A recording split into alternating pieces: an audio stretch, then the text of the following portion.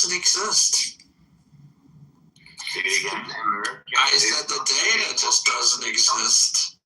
It's not really bugging you as an patriot American that we've been controlled by a foreign agent? I would love to see some data, yeah, but you know, there's just nothing to. Wait. Who's controlled by what? Like a foreign agent? Who is controlled by what? Yeah, exactly. Like Israel, Israel, like Israel is a country, yes. There are 177 countries in the world. There's more than that. Most of them have lobbying groups in the United States. Not like Congress. Nope. Show me one. Yes. Show me one congressman, like one congressman. Yeah. Getting money from a foreign agent. We'll say one congressman who's a foreign agent. Which lobbying group are you referring to? There is no congressman who's a foreign agent. It's like Israel lobby. Which Israel? Hold on, let's be clear. Which Israel lobbying group are you referring to? Finish my sentence. There are 17,000 lobbies in Washington. Okay, let me repeat this question. Maybe you don't listen to me. I will. No, we do listen to you. You said name me one congressman. No. Give me one name, one foreign lobby. Wait a second. You said name me one congressman who's a foreign agent. There are none. Zero. They'd have to register first as a foreign agent. So there's none registered as foreign agents. So no congressman who's a foreign agent. So what is your point? Okay. Because you have to register as foreign agents. Why you talk? Did you give me? Can you give me one name? One name. We can't. There's no one. There isn't. No congressman who's a foreign agent. There's a senator. Well, give me his name. Until there isn't. That's the point. Give him a name. He wants a name. Give him a name. You're making stuff up now. We can't. Exactly. Thank you. I appreciate you. Thank you. So you have no point, correct? Right. He wants something that we can't give him. No, I don't think he wants something. I think he doesn't speak English. Oh my God, this is very weak defense. No, let him speak. But there's no defense. What was the lobbying group that you were referring to? You said a foreign lobbying group. Which lobbying? No. I'm talking about AIPAC. AIPAC is an American lobbying group from American dollars. Look, I suggest you go to the Federal Election Committee, FEC. They have a database where you can look at every single campaign dollars in the addresses from Americans, because they're only allowed to take money from Americans, okay? And you will see they're only Americans giving some places $36, someplace $2,000, someplace $1,500, someplace less. You'll see it's a list of just Americans. It's not like, Yeshua ben so-and-so from Israel. No, those names don't exist because it's an American lobbying group. But if Yeshua so-and-so from Brooklyn wants to give money, he's allowed to. Sure, because he's an American. Exactly. It doesn't mean there's like some grand conspiracy. Just because an American wants to give money to an American, there's nothing wrong with that. And guess what? Like the chemical industry Israel is not, hang on a second, Israel is not even in the top 10 donors. Yeah, there's so many, the chemical industry, big pharma, yeah, it's like, Joe DuPont giving money to the American government. How come you don't talk about him? Yeah. There's, I think they gave a total of $390 million or $470, some insignificant amount compared to all of the other Michael Simon, why don't you talk about him? Is that El Normo? Are you the one who defending Epstein? You don't think he's a pedophile? Correct me if I'm wrong. You're wrong. You don't think. So you think he's a pedophile, right? He's a horrible, disgusting, twisted, manipulative criminal. The only thing maybe anybody could say is he needs due process rights. That's about it, right? Well, he's dead. He doesn't get due process. Well, he already lost his due process the first time. Yeah, exactly. But okay, guys, don't call me anti-Semitic and that bullshit. Okay, can I ask a question? You're on the trajectory to be anti-Semitic. Anyway, why most of the pedophile are Jews? Like, what's the secret? Whoa. Okay, hold on. Stop. Show me statistical data that shows per 10,000 population or per 1,000 population, pedophiles have a higher incident rates of pedophilia than non-Jewish pedophiles. Show me that data, and then we can have a discussion. But guess what, Bob? It doesn't exist. In Iraq, the age to marry is 9 years old. So is it pedophilia when it's legal? If it's not against the law to marry a 9-year-old, you really call it pedophilia. It's their culture. And I think it's wrong of you to judge their culture by our standards. If it's normal for a Muslim to marry a 9-year-old, it's wrong of you to judge them. With all due respect, Randy, didn't he marry a 6-year-old? Listen, you're using Western values to judge people. Okay, and that's wrong. Even amongst good point, Randy. But even amongst Western countries, Joe, show me the data, because you made this point that why are all pedophiles? What was your claim? Why are all pedophiles Jewish? He doesn't know. He doesn't consider Muslims to be with which to have. Okay, forget the Muslim versus forget the underage. Just use Western democracies, Western governments where the age of consent is 17 or 18, whatever it is, and show me that there are more Jews doing this perverse act than non-Jews. When you have that data, come back and let's have someone sent me a back channel asking about all the priests that fooled around with boys. And again, I don't think it's fair to judge priests by Jewish standards. That's their culture, and the point is we have to take each culture on its own and not judge it by the culture of other people. That's that. Any response, Joe? I think a lot of Arabian countries have ages of consent that are around 9, 10, 11, 12. Yeah, but the issue comes to 12 is a teenager. The difference becomes reporting these kind of crimes. Like, so people say, "Oh, why is the infant mortality rate greater in Israel than in surrounding Arab countries? Why is it so high?"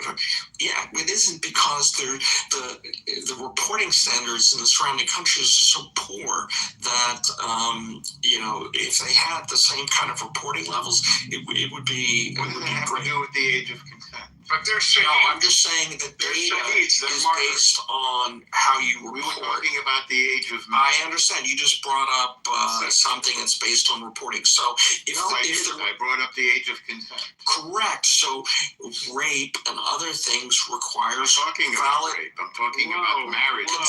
Marriage, rape, anything that requires reporting. Rape, as far as I know. Of course, but anything that requires validation of data to say something happened. About the law, not data. That's right. That's true.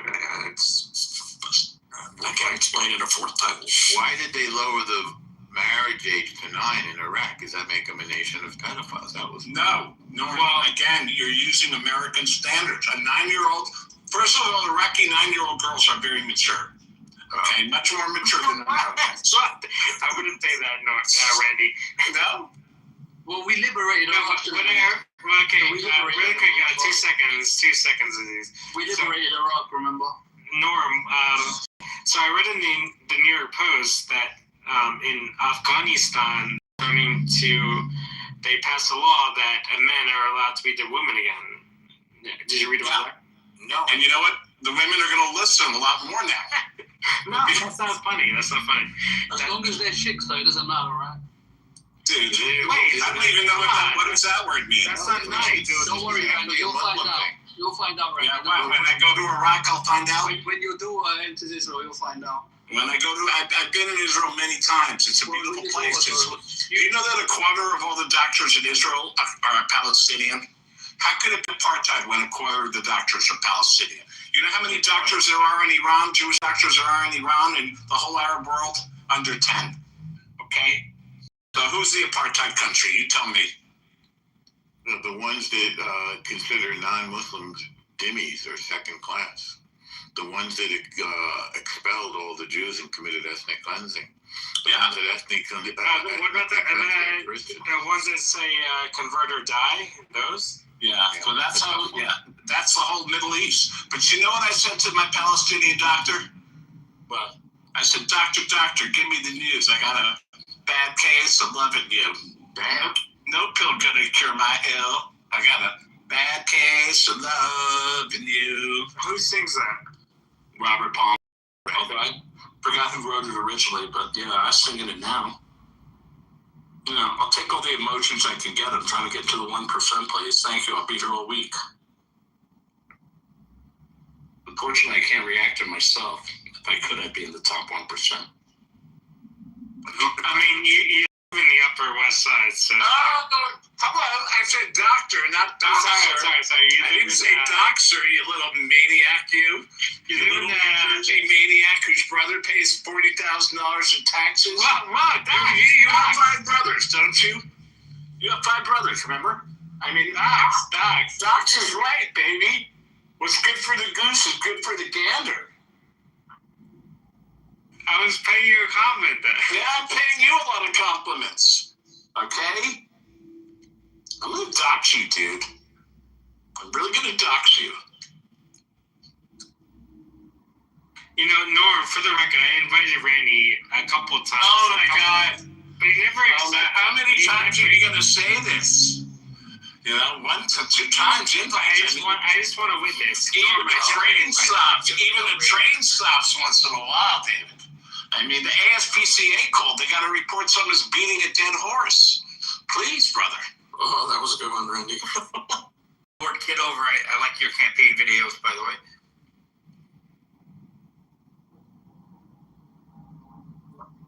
He's from Chicago. We got to get a beer in Lakeview, right? Joe's been awfully quiet. We silenced him.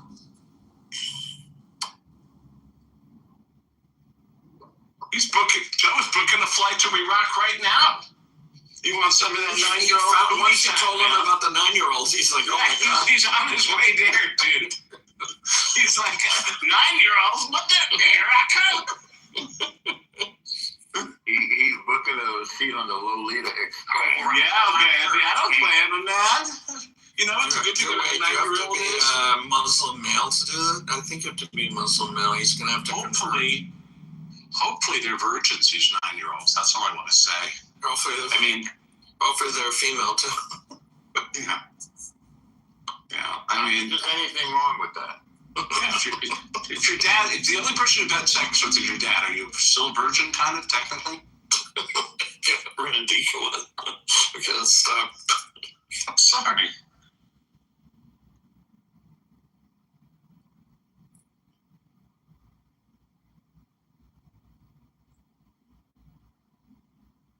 It's good to see all you guys, okay?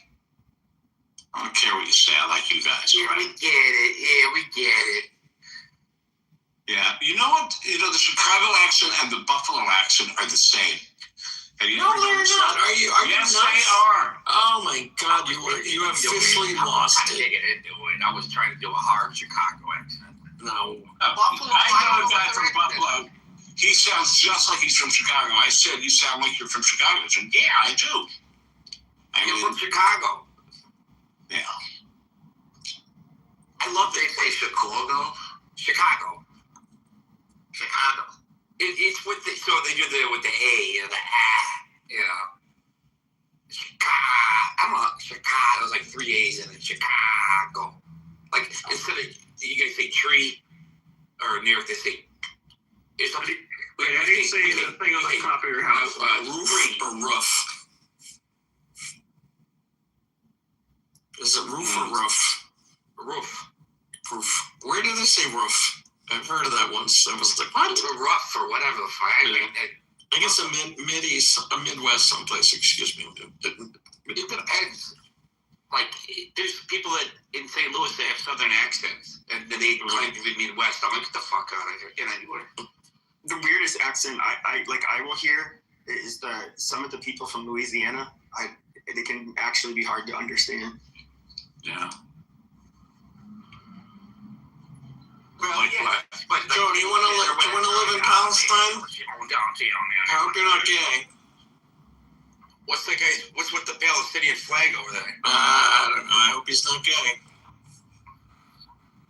He'll throw you off a 10-story building. But wait, there are no 10-story buildings. Yeah, well, They didn't pass the building codes. yeah. They had to make room for progress, you know.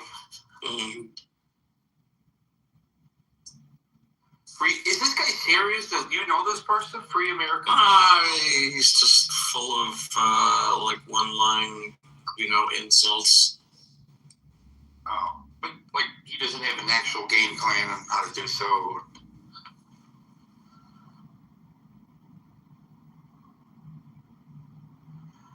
How can you occupy something that's never been a state? That doesn't make any sense. He probably doesn't even know that Jordan occupied the West Bank before Israel. Did this guy ever talk, or he was like He was talking. He was just babbling away.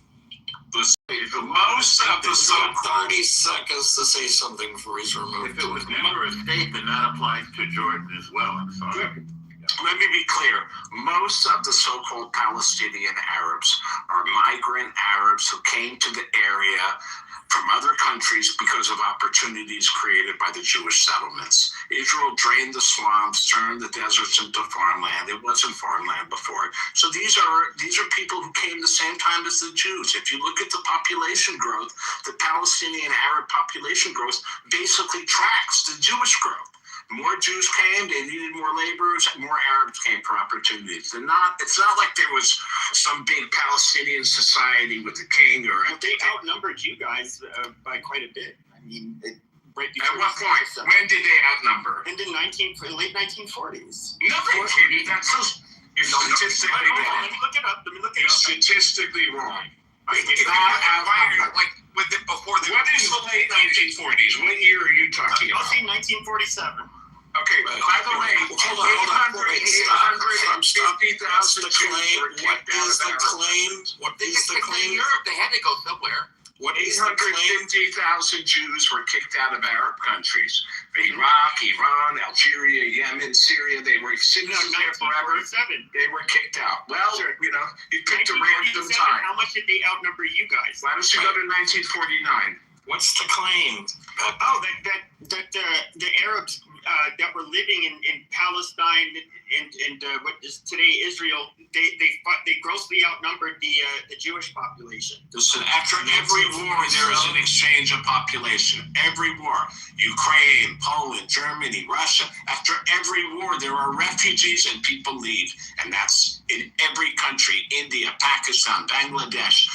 Why is this one country, the tiniest of all countries? Did you say 47? Yeah, 1947. So I'm going to exclude Jordan because it was carved out in 1946. Okay. Okay. Anyway, the point being,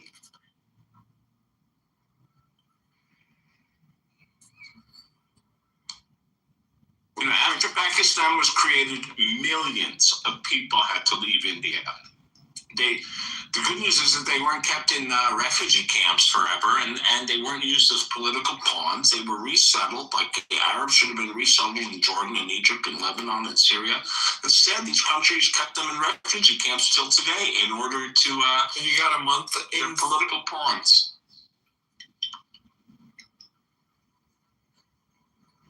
Pepe. You have a lot to learn, Pepe. A lot. No, I don't. I think I just gave you some facts, and I haven't heard you comment on them. Sure. 850,000 Jews kicked out of Arab countries. Yeah, that was after 1947. Yeah. Well, there you go. Yeah, but the reason I point to 1947 is I don't think there's a population on this planet that if they got an influx of what they see as foreigners would sit where it would sit well with them. There would naturally be people that would revolt against them, want to war with them, But they're not. and chase them out. I wouldn't say they your words were grossly. What were your words? Like Grossly. probably grossly outnumbered them. Like Okay. 10 to Well, 1. so turn grossly into percentage. Like 10 to 1, like 90%. Okay. So you're wrong. It's 66% to 32%. There were 1,250,000 Arabs, and there were 625,000 Jews. So that was 65% to 32%. not for nothing, the Arabs were offered their own homeland. The Palestinians were offered a homeland. They said no. But at that time, were. that's not how it's going to work. They're Because they're murderers. So wait, do you want to revisit? They were offered their own homeland. on my land. Do you concede that your point was a little bit exaggerated? Yeah, it was a little bit exaggerated. So when did you have a lot of numbers? Did you have a lot of people coming in the early 40s too? Well, I mean, if only they could have, then 6 million Jews wouldn't have been killed. If only the British had let them in. Instead, they were turned away. Have you looked up the Etzion conference? We act like the Holocaust never happened over here. Yeah, have you looked up the Etzion conference? I don't know what that is. Yeah, Take a look at that. It's so Roosevelt selective. participated. Yeah, It's outrage. It's so selective, you know? Etzion What about the fact that conference. the Arabs destroyed all the Jewish synagogues and built mosques there? I mean, your outrage is so selective. What did they do to the nice cathedrals in that are now Turkey? But that you talk to the They Turks turned it into about that. mosque. I know it. That's a different room, Pepe. You bring your anger to the Turks, but you don't do that because the Jews are easy picking. It's easy to pick on Jews. A Turk would kick your ass. A Jew will actually engage in conversation. A Turk would kick your ass and say, "Get the fuck out of here." No, I think you should have been in real life. Yeah. I'll take things that never happened for 1,000. Oh, okay. All right, Alex, Alex. wait, was that like a game show reference? Things that don't happen. Yeah. This guy, okay, he's a Philadelphia lawyer over here. No, here's the part that I don't. Here's the part, and I don't know. Maybe it's because. Well, that's the most honest thing you said. You don't know. So Yeah. So hold on, Randy. Calm down. I'm calm, buddy. I mean, I don't. Miss, I am very calm now. Do you think there's anybody that would be if they were in the Palestinian situation they would sit well with them? No. Well, tell me this. There's been, you know, this is the only place where terror is tolerated. Do you think American Indians have a right to blow up buildings in New York City? I mean, since their land was taken, do you think they should be doing terror in New York 100 years ago? Would you justify that? Would you say, yeah, Native Americans have a right to do violence all Sure, over but New York City? you're talking about them like challenging the Israeli state literally within the same year that it was founded. I mean, I'm talking about 2023. I'm talking about 80 years later. Would you, that we're talking about right now, not then. We're talking about right now. They're still doing terror. Yeah, they're going to do it, especially. Right. So do you think American Indians should be blowing up buildings in New York? Do you think they should? Because their land was stolen, right, Pepe? There's some of them that feel that way. Yeah. Yeah, but do you think it's justified? That's my I question. wouldn't say that. Okay, well there you go. It's called the double standard. It's not a double standard. You just said that they're not justified, but the Palestinians are. It's a double standard. No, I think that like I said, I think there's always a real Listen, I stumped you. You can admit it. They often have like a real group. Beef. This sounds so annoying. Why do you listen to him? I don't know why he's here. He likes to bait Jews. I don't know. He's got a problem with Jews. He should be kicked out. He's not tolerant. I don't know why we tolerate him. The Turks wouldn't tolerate him. I find it quite funny. Tucker asked a question to the other, the guy, I don't know, the idiotic guy who was in Israel, who's the ambassador of Israel. But if you look at the historically of European, Irish have their own language, Welsh have their own language, the Scottish have their own language. There's no such thing called English. It doesn't like the European Jewish had Yiddish. So it doesn't make any sense. It was. What about Hebrew, Riri? Yeah, but the Yiddish is defined like European. Jewish. What about Hebrew, though? She's gonna. The Europeans have Hebrew. No. I'm pissed off. About You what? don't hate French. You're anti-Semitic. I'm so fucking angry with Tucker, fucking Irish piece of shit. I'm pissed off because it was like, oh my God, why are the Jewish? You're Polish. You're fucking Eastern European. No, bitch, shut the fuck up. No, it doesn't make any sense. What? We don't understand you. I don't. All right. All right, guys. Shabbat shalom, everybody. It was good catching up. I'll be around all week, all right? I'm going to run for now. Take care. Don't forget to tip your waiter. That was awesome. That,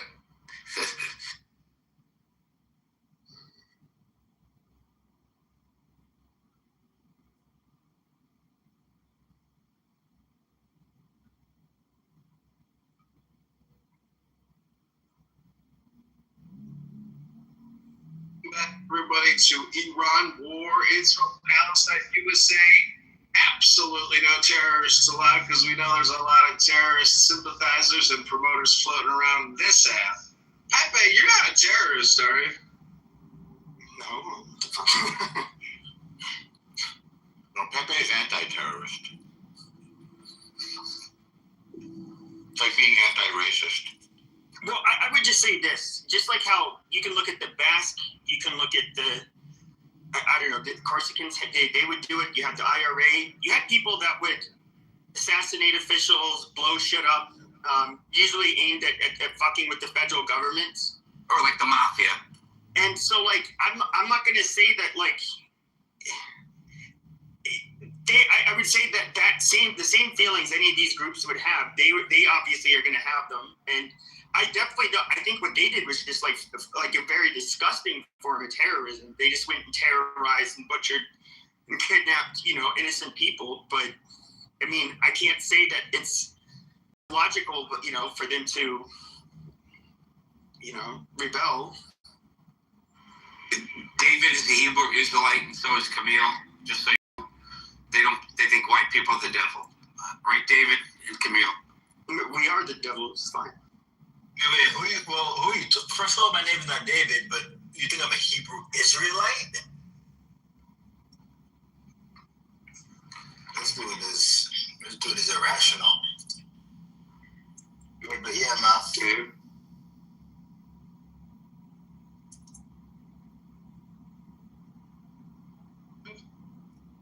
So the last room I was in, the Persian people were begging for Israel and the United States to intervene to throw off the shackles of the occupying Iranian genocide regime in Iraq. These people do not want to be oppressed by their government.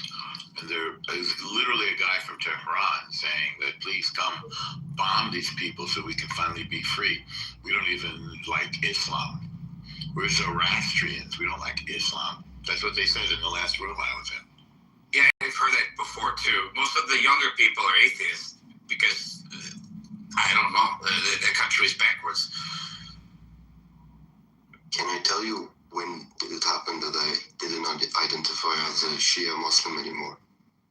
Go ahead. I was 15 and I was arrested for chewing gum on Ramadan in Iran. Well, that's understandable. Chewing gum on Ramadan. Yeah, that's kind of you should be doing that, man. What flavor was the gum? Banana, man. Banana?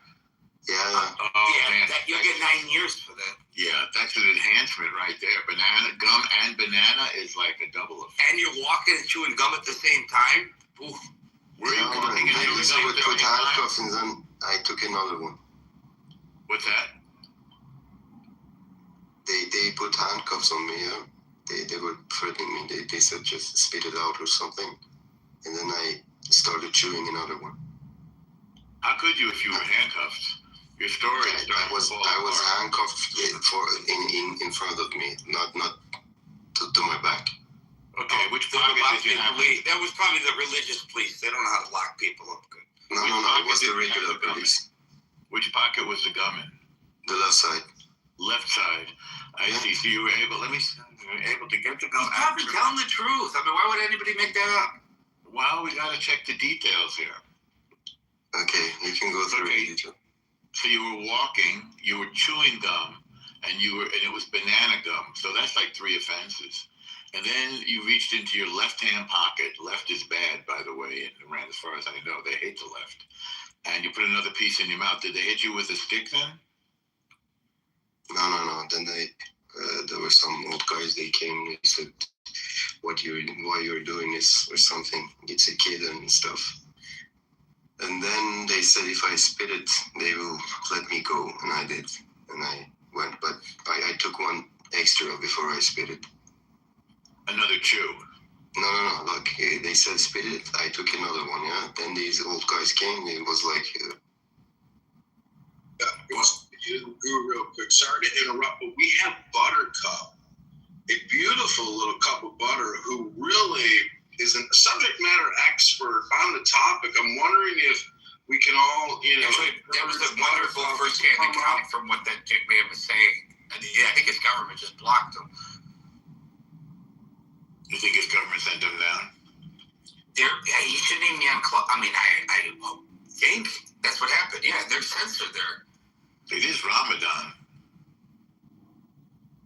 the beautiful Bima, my favorite begonia in the house, who's a vocal. Did somebody send him down or something like that, or did he go? I didn't. I was surprised to see that. Lord, you didn't do anything stupid, did you? Yeah, that was me. I'm the you're in your own room with that. Let me show you how it works. I'm going to show you, Jacob, how it works. So that's called the goo. We're trying to stay focused and concentrate on the Iran war between Israel and the United States of America, with Palestine caught in the crossfire. There's no terrorists still out here in this room.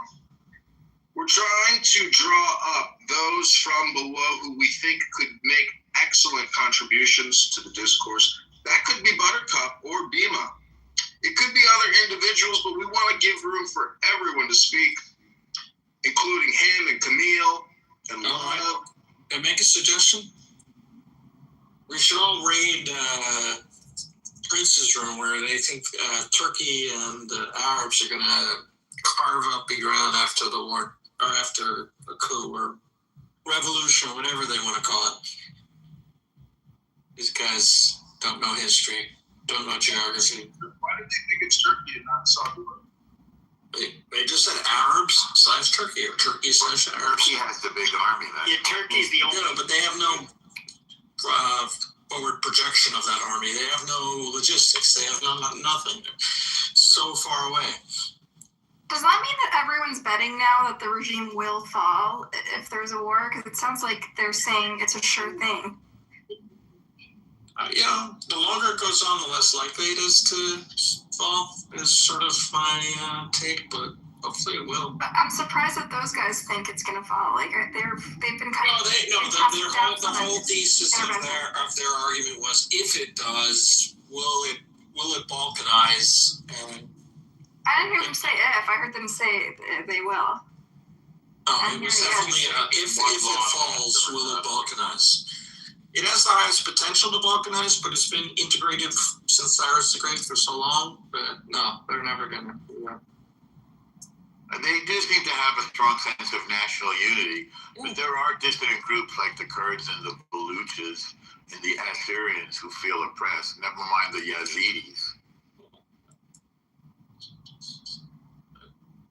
You're supposed to say the Yazidis, and then I'm supposed to say, I told you, never mind the Yazidis. Yeah.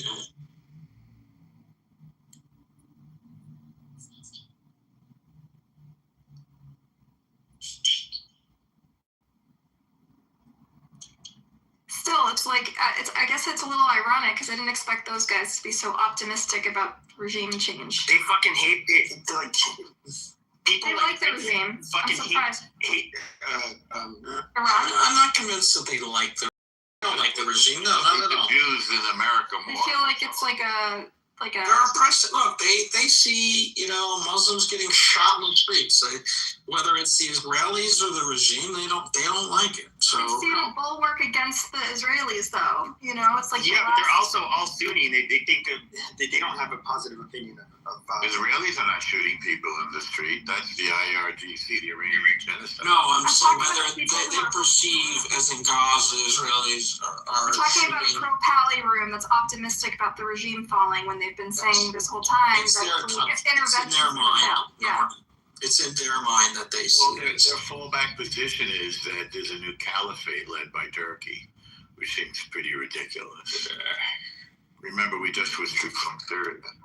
I mean, they've just been taking one loss after the other, so they have fallback position after fallback position, in which somehow they're going to win in the future. Someday, somehow, Israel will fall, the U.S. will fall, and the somehow the caliphate will rule once again. It's a little far-fetched. It's a lot far-fetched. Yeah, I mean, Iran has definitely got to go. It's a coping mechanism. If they see the United States, even though they say, oh, now the world's waking up to Israel's blah, blah, blah, blah, gay pride, blah, blah. But then they see that the world's greatest superpower is formed a indelible partnership with Israel, both militarily and in terms of intelligence and geopolitically and even economically. And they're like, well, the caliphate's going to come. This is like people who lost the Civil War saying the South will rise again. Is that ridiculous? What they do is they've done this over and over. The more they attack Israel, the more they strengthen the Jewish people's resolve. And the more they make it clear that our defeating them is necessary and justified. So they sow the seeds of their own doom. Israel's never been stronger than it is right now, ever. Yeah, I mean, America and Israel is like best friends. They are. They just recently recalibrated our alliances, and they deemed Israel the most capable ally, the best and most capable ally. Yeah. What did you say, Ruchel? I said that's a great take. We're besties. Why isn't Israel part of NATO? What's that? Then why isn't Israel part of NATO? I don't know. What does that have to do with the conversation? I don't know. They were such a capable ally. Yeah, you think. It's the most capable ally. Do you know what NATO stands for? Any thoughts? That's the North Atlantic something. So is Israel in the North Atlantic? Yeah, you don't necessarily have to be in North Atlantic. That's the basis of the alliance. It was to oppose Russia in the Soviet Union in Europe. Isn't Georgia part of NATO? North Atlantic Treaty Organization. Isn't Georgia part of NATO? I don't know. Georgia is allied with Russia. No, part of South Ossetia is aligned with Russia, but Georgia proper isn't. Georgia is under de facto Russian rule. They've become like Russia reestablished its dominance over Georgia. All right, I'm trying to do the math. You're a mathematician, Yaakov. How many places is this conversation currently being beamed by Lord Kitover's many accounts? Because he has so many phones. Yeah, I don't know.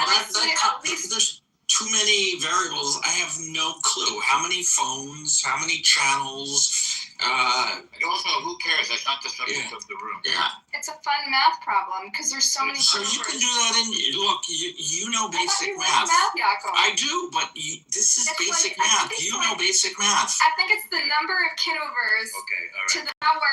Let's not go off the topic of the room. Stop muting me, you fucker. Don't call me that. You can call me that, I guess. Anyway, I prefer you not call me that. Thank you. Annoying, foul-mouthed, vulgar child. Yeah, don't you know we're on scene? Yeah, wasn't it Congressman said like, using a foul language says more about you than it says about me? I think that's true. So how many empires do you think lasted more than 300 years? I don't know. Roman is one. Except you go back the Greek, the British, the French, the Spanish. French didn't. No. Sorry for the French one. The Roman Empire is actually distinct from the. No, the French Empire still exists now. There's French territories outside of mainland. Dude, Rome got dominated by Christianity. It's crazy. Well, actually, Rome got dominated by the barbarians, the German army, or the Germanic. Well, the French was like a large part. It was mostly part of Rome. But what do you? I don't get it. What do you mean they got taken over by Christianity? They've been Christian for centuries. Yeah, it changed their whole structure and kind of ruined everything. Starting when? What did it ruin? What do you mean? Well, the reason why is I think it's like less than 20. The number. It's a finite set of countries, and oh, dude, America. the question is, will we I remain? want to know how Christianity ruined everything. Because it took away their native religion and their whole foundation of society was Fuck their native religion. erased. Hold on, Like wait, hold on. What native religion? they're pagans. Their pagan religion, you know. Who is it? Jupiter? Okay, and so tell me Mars. how the pagan religion helps people. Wait, what do you mean? Like Peacefully. King Louis had a priest as part of his council. What do you mean? Speaking of pagans, where's pagan bread? I mean, you could talk about how powerful they were, and even like advanced at times. Like we look at the Greeks and the Romans, and how good like some of the warriors were. But I mean, obviously after they became Christian, they became more, I don't know, less barbaric. Yeah, the French Empire. I mean, they weren't part of the papacy, but they had priests. They had as their advisors and as their council. So you can say that the French Empire. What did the French Empire do to the Christian Catholics in Lebanon and Syria? Nobody cares. Well, they weren't Catholic. No. They weren't Catholic. So. They made them better, and they made Beirut look really nice. That's what they did. You're welcome.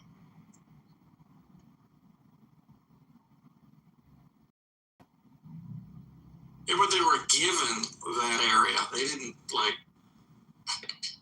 conquer it. They weren't given that area. Look at the Sykes-Picot Agreement. They took over after the Ottoman Empire. Yeah, that means they were given it. Okay, that's fair. The British beat the Ottomans, and the Sykes-Picot Agreement said, "Hey, you get north of this line, we get south of this line." Fair. What did the French do that was so bad to the Lebanese? They turned it into Monte Carlo. I never heard. Moved to America with that. Huh? They turned into the Paris of the Middle East. Yeah, you guys didn't. Hello? You guys didn't flee. The Lebanese didn't flee because of anything the French did. And are you Lebanese? Yes, I am. Huh? Also Yeah. tough. When's the last time you were in Beirut? No, I haven't been. I would like to go one day, but now's not the time. No, I highly suggest it don't. But I heard that it was absolutely beautiful in the pictures. It was beautiful.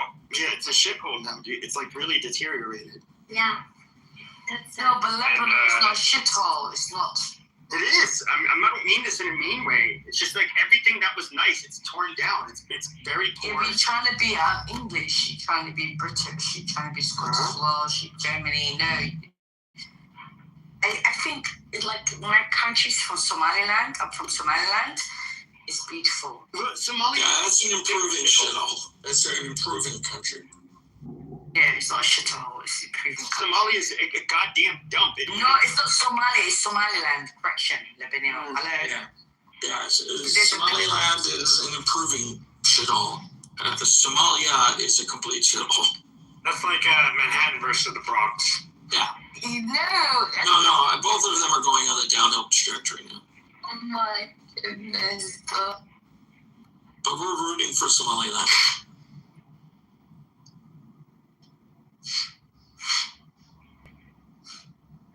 Hey, so check this out.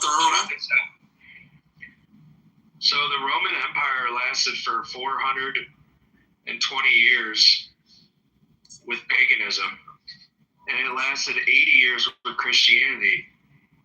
But that was when they had their empire had greatly expanded, and so that was kind of part of their downfall. You have to also include the Byzantine continuation of it. So it's like 1480 years.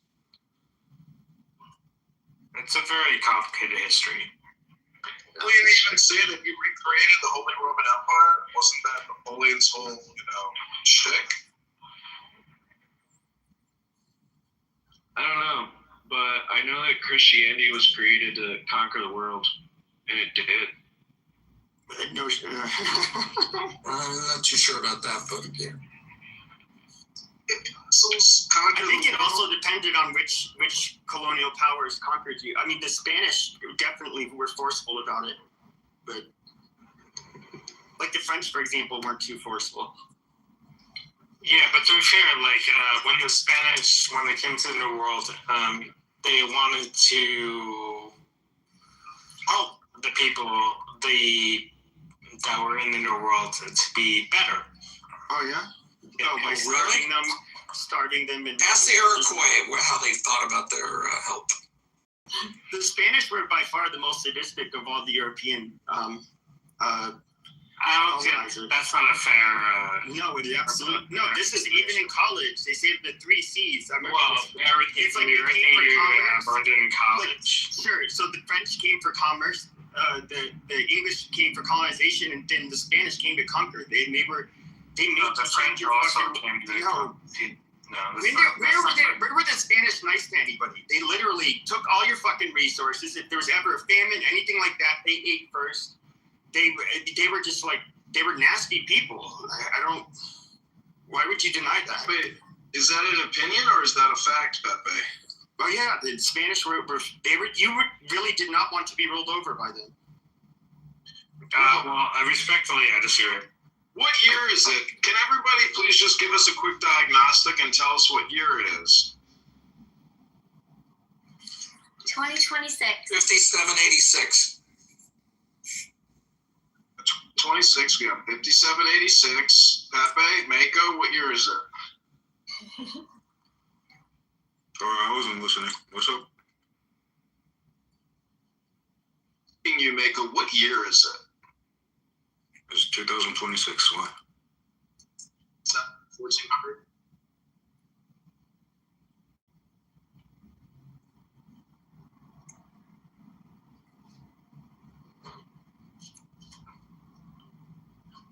I mean, to be fair, the Spanish, they also like slaughtered Europeans that weren't Catholic too. That happened on a number of instances. Well, the Italians did that as well. So where were the Italians? Yeah, Italians were in North America. Wow. No, he was saying about in Europe. No, I'm talking about here. Out here? Okay. Well, who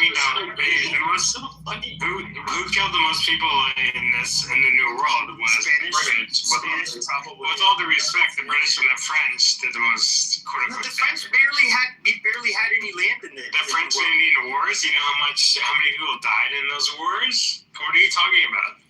You know, I will point out that I've read that the British Empire was able to expand to every part of the globe for one reason and one reason only. Because of the mechanization of the rifle and the ability to automate, you know, the discharge of bullets at high scale, high velocity at scale. So, you know, without that ability to say STFU or we're going to give you a Gatling gun, you know, that's they had no Gatling guns until the Civil War.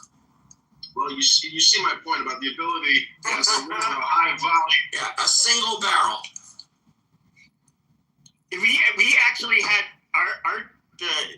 Sorry, John. I'm getting very technical when it comes to armaments. The repeater rifle. We actually had a superior. Yes. We actually had a superior rifle. What was it? The best, the BESS, I believe. But I think it had slightly some rifling in the barrel, but it was a little bit more accurate out to a longer distance. So. The British were not. It was more about the war tactics on the ground that gave America the edge over the British and the French and the Spanish. Well, I'm looking at an interesting historical document. It says the law of the strong. This is our law and the joy of the world. And that's, you know, a British Kabbalist. Now, Pepe thinks that the Spanish were the most merciless conquistadors. But what was the philosophy of the Spanish conquistadors, Pepe? They're probably just like they just got done getting rolled over for how many fucking 7 or 8 centuries by a bunch of fucking. I think you're being over negative towards the Spanish Empire. No, I don't think I am at all. Well, can you give evidence that you're not? And they were absolutely the most religiously intolerant of. But there's nothing wrong with being. I mean, the English, and with all due respect, They were a lot worse than the English. Well, I mean, that's why we had people come to America is to escape. Yeah, they weren't slaughtering them upon contact. I mean, they okay, but Wait. don't say that the British weren't being the Spanish were, dude. They were like negative to people who don't believe like in jihadists. things. They were Catholic jihadists, dude. I don't know how else to put it. They did genocide on Tunisia, so I think you have a point.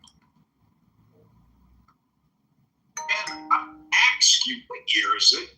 Is it 2026? Is it February 21st on a Saturday? Are you all here right now? Hello?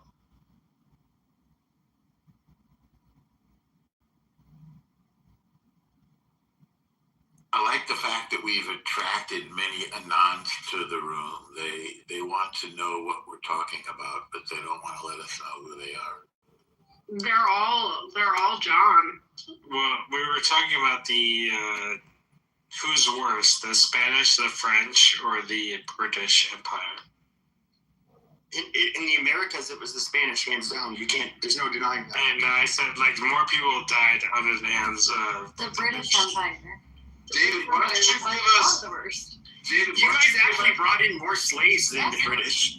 Norm, or yeah. Well, actually, the British were actually against slavery. I want to point out that this is a little bit like David arguing whether vodka, gin, or whiskey is better, the other one. But the point is, ladies and gentlemen, we want peace in the Middle East. We want peace in America. But unfortunately, a lot of people want to break the law, and those people are called terrorists or people that need to be brought back into compliance or possibly destroyed. Now, Pepe has walked us through a history of gnosis lesson. Hello? David, what was that? Is that part of your platform? Part of my plan is a write-in candidate for Congress. Yes, Dr. David, absolutely. So we have to be strategic in our communication. We have to be strategic in our militarization and what we're going to do with our focus and our concentration, because this room has grown to a very large audience. And you can see there's a lot of Persians in the audience who are very concerned about a possible war. And I just want to say in Farsi,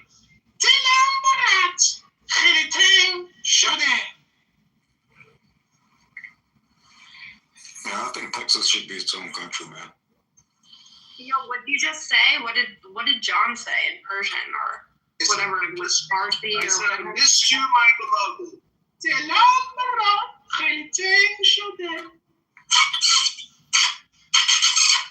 Can we get someone to confirm? So I'm just curious, if we bombed the shit out of Iran and there's no change in leadership, what is actually gained? Well, I think that's an unlikely hypothetical. I think the change in leadership is part of the whole point. Yeah. Essentially, like with we've already detonated two of our largest bombs on their nuclear facilities. We've already done it. We've already crossed the fucking threshold. Hello? You're talking about the bunker busters. Yeah, but that's a different thing. Right. It's my understanding the fear is that, okay, let's say you do take out Khomeini or whatever, that there's still IRGC still in power, and then they're not going to, they'll still have their military that's going to be armed. They'll still shoot a bunch of thousands of people in the street, whatever. Yeah, but this what happened in Venezuela once the person. It's not Venezuela. But I'm just telling you. The government of Venezuela still stands. It's just the president was taken out. The generals are still in command. The vice president. Like, there isn't mass hysteria. Yeah. Pepe, are you asking if this affects the Jews? Pepe, are you an apologist for the Khomeini? No, I think it's. I don't like the IRGC, but you have to think the people, and it's somewhat, I think, the West's fault. The people made their. Hold on. The people made me they were Oh being my God. clear. They're in the streets and they're being killed. All right, dude, can I finish? Holy shit. So, it's kind of the West's fault. We were like, yeah, guys, revolt. You can do this. And then, tens of thousands of them get fucking gunned down, and they're mostly young people. And, it's kind of like, I hope they didn't really do that for nothing. And I want, I want to see, like, if anything is done in Iran, I would want to see them no longer having to be ruled over by the IRGC. Otherwise, it's all in vain. Pepe, it doesn't affect the Jews either way. Pepe is not Jewish. Wait, what? Yeah, I'm not. Jews? Yeah, this has nothing to do with. He probably has Jewish ancestors. No, what is it that you're saying doesn't affect the Jews? Bombing Iran? Yeah, like Khomeini being replaced or not. Well, sure, it affects the Jews. Well, I mean, when Khomeini says like that's Israel, I mean that's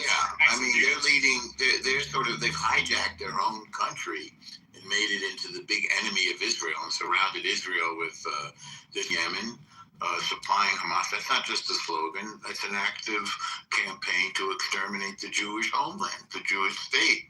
So of course it affects the Jews. Your reasoning doesn't conform with reality.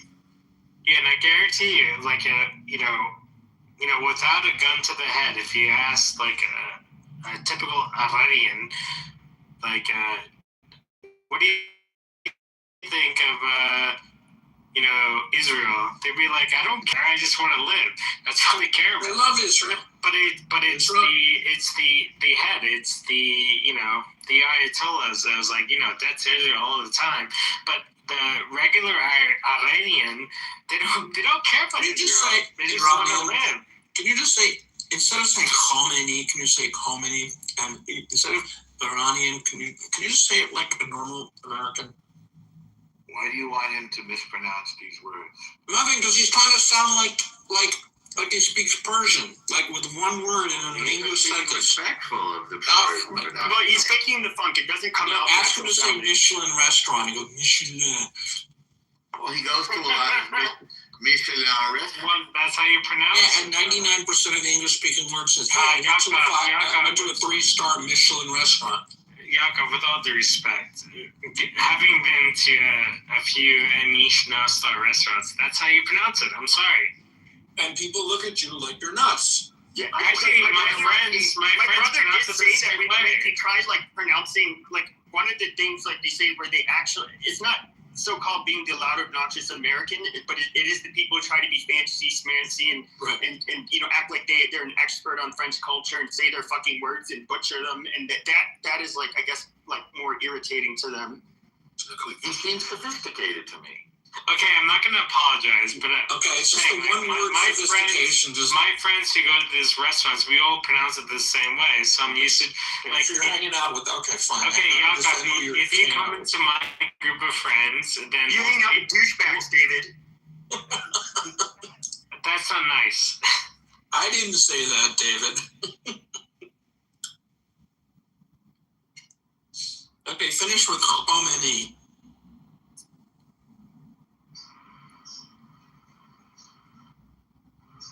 And you don't have to respond to anything, David.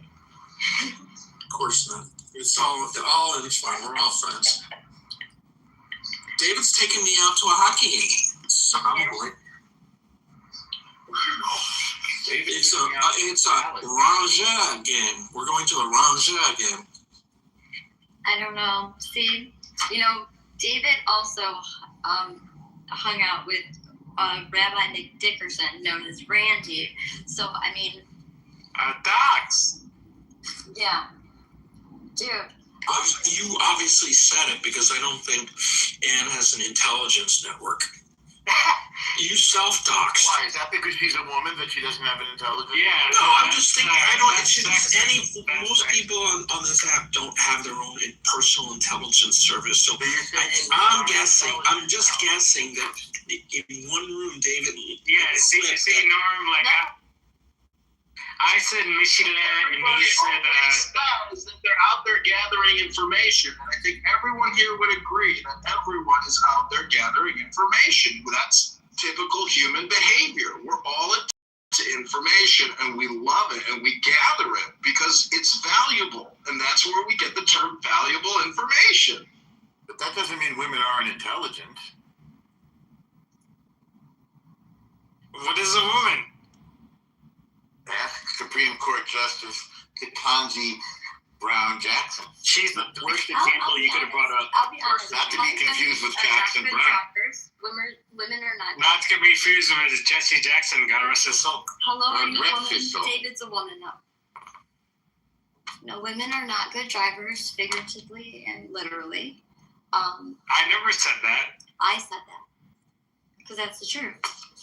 Like, women are good at some things and men are good at some things. But just Julia might be a fool and stupid, but she still could have better intuition than a man. What does that mean? True. Yeah. And as we know, a fool and their money are soon parted. No, who said that? That sounds famous. It does sound famous. That's cute, David.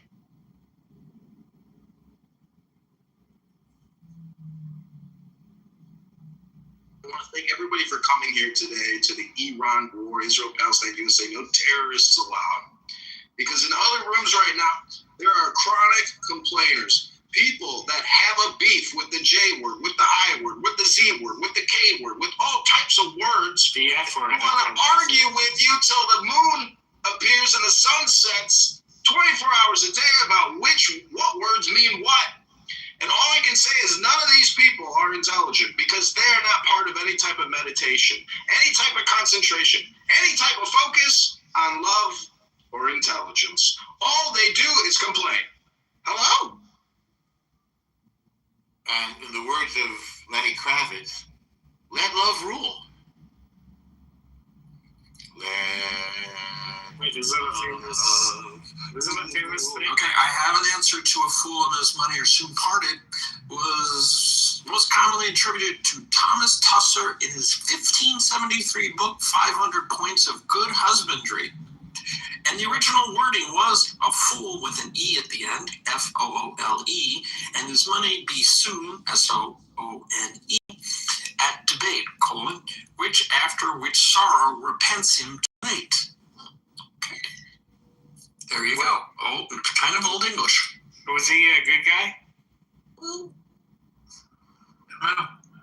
was he a good guy? My friend David, was he a good guy? What does it mean by repenting to? Well, there's people I've been quoting before, and my friend, I remember I was at a dinner party. Have another drink. No, really quick, I was at a dinner party, and I mentioned like a quote, and my friend told me that the person I was quoting was a bad guy. It's like, oh, I'm sorry. So, it also says the next time you're at a dinner party and someone says a fool and his money, that quote, it's commonly misquoted to William Shakespeare, but does not appear in any of his plays or writings. So you can say, that does not appear in any of his plays or writings. Well, William Shakespeare was kind of not a good guy, so. What do you mean he was not a good guy? History, I want to know how he knew about Denmark and Venice. Who was an English major, and she told me the whole history of the idea. Well, actually, he wasn't a real person, or maybe he was, but she basically told me the history of William Shakespeare, and kind of like not a good person, Norm, do you think he was an amalgam? Like in 2026, he would have been, Me Too'd. He would have been, not a good guy. My question, how did he know about Denmark and Venice and all these different far-flung places when he never really left his own city, as far as we know? From just people talking about it? You can always read in a book. Oh, you think he went to the downtown library?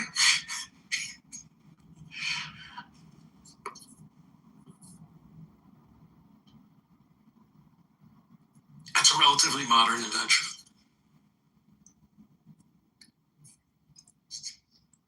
Hello, everyone.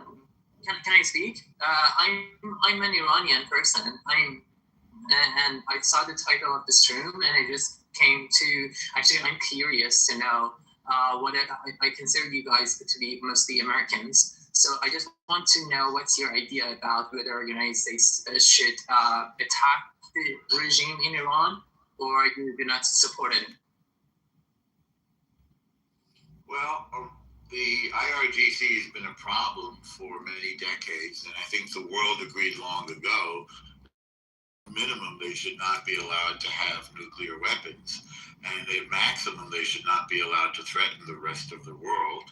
And diplomacy has been tried repeatedly without much success, and now we're trying diplomacy by other means, namely war.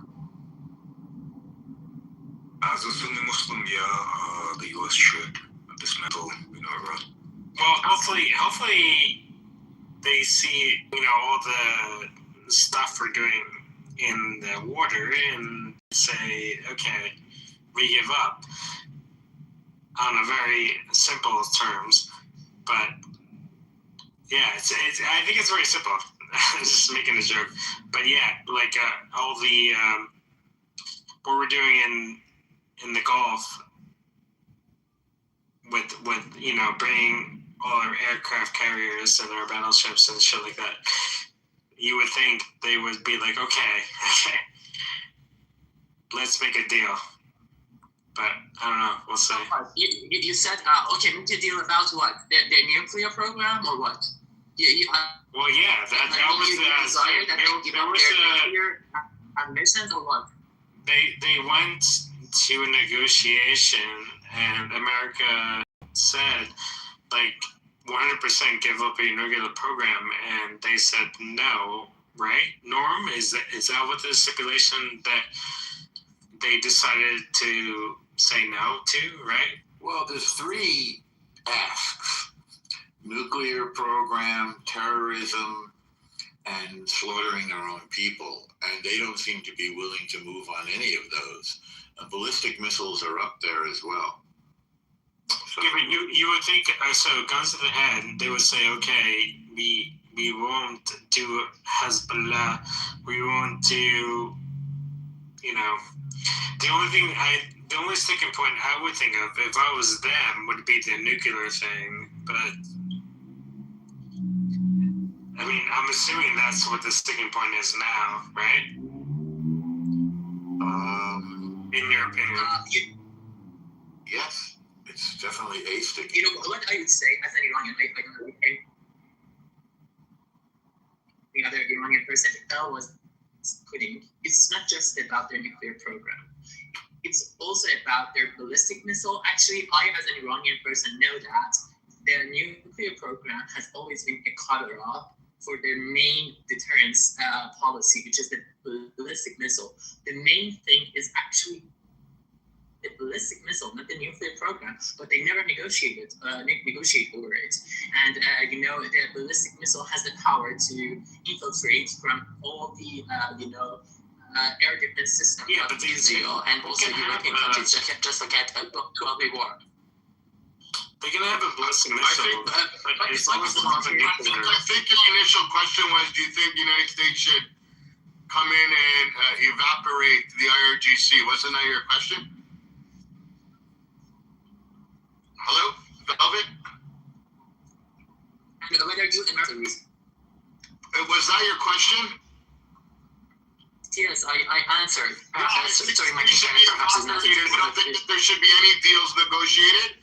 I think they crossed the line when they started murdering people, and then that they threatened constantly on a daily basis to want to murder Israeli citizens. And as well, the President of the United States, they want to murder him, and they want to cause harm to the USA and Israel. I think there is no negotiation. I don't give a fuck if they say that they don't want to make weapons today, tomorrow. I think they already went too far. But that's like negotiating with a pedophile, David. But then what is the resolution? Death. So we should just bomb all the... because today they're going to say, okay, we agree. Well, tomorrow they're going to dig a tunnel and build their bombs under the tunnel. You don't change from wanting to murder every Israeli citizen and the United States of America to being a good person. I'm sorry.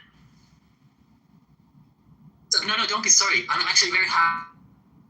happy to hear that, because in the mainstream media, I hear a lot that there is, people make these false comparisons that, the United States attacking Afghanistan and Iraq, they compare it to what will happen in Iran. So there are fundamental and contextual differences between Iranian society and Afghanistan and Iraq. But the point is, that's so true. So as an Iranian person, from age of 7, I have been trained to chant death to England, death to America, and death to Israel. And despite 47 years of this oppressive regime, Iranian people have never hated America. Actually, we love America and we love Israel. We consider that, as opposed to all other Muslim countries in the region. So look at the society of, for instance, Saudi Arabia, Qatar, Kuwait, even Turkey. Unfortunately, they hate America and they hate Israel, but Iranian people don't, because we have to share same values. During the past 26 years, from 1999, for 6 times we have been fighting with this regime. For what? For democracy, for freedom of speech, freedom of thinking, equality between men and women, because the Islamic regime is a gender apartheid regime, and separation of religion from power. All the values that the Western countries, including the United States, are meant to defend and hold dear. So the point is, I'm so happy and I'm so relieved that I hear individual voices, although you might not be, represented in the mainstream media, such as CNN or other networks. But I'm so happy that I hear that not only you see the real fact that there is nothing you can change about the desire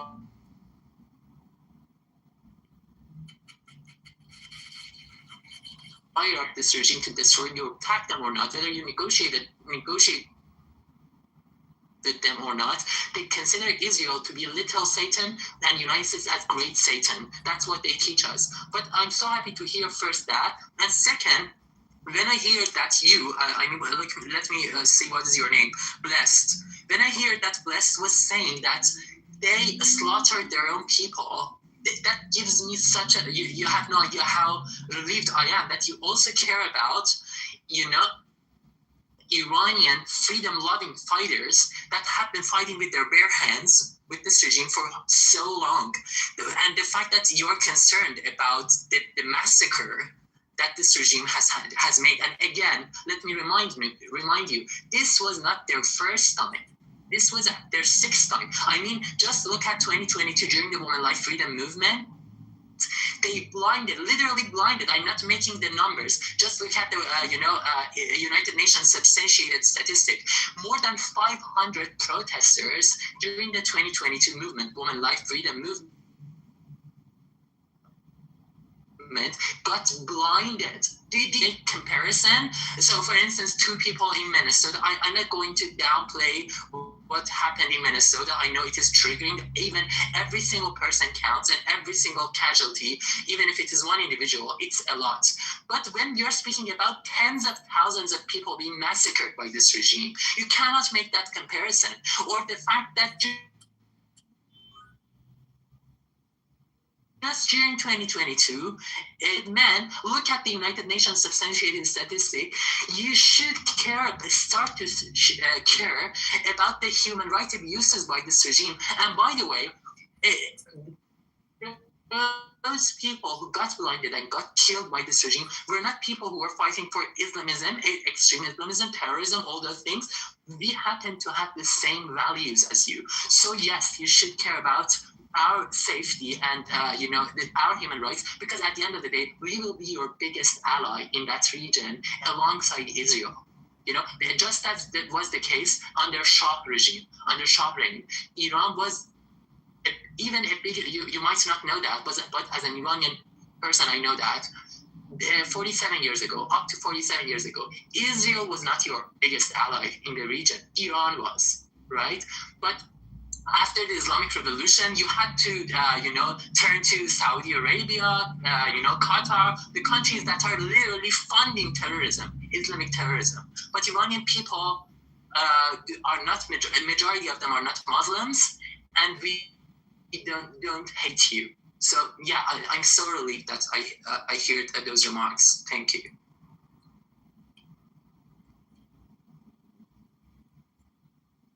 are some beautiful remarks about some beautiful remarks. Thank you for those beautiful remarks.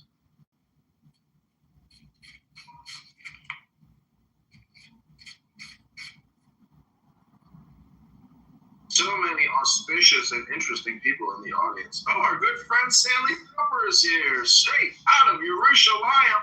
Still hasn't paid his brother back the money he owes him, but Rabbono Shalom Hashem is gonna make it all come, because it's almost Shavuot Tov.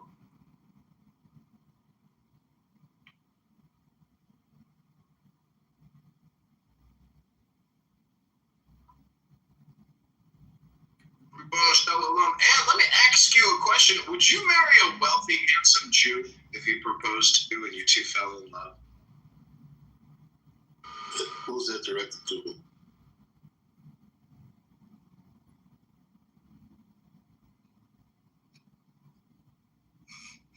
And our Lebanese Catholic, I suppose. Yeah, you're Catholic. Did you do Ash Wednesday, and did you get the crucifix and ash put on your forehead?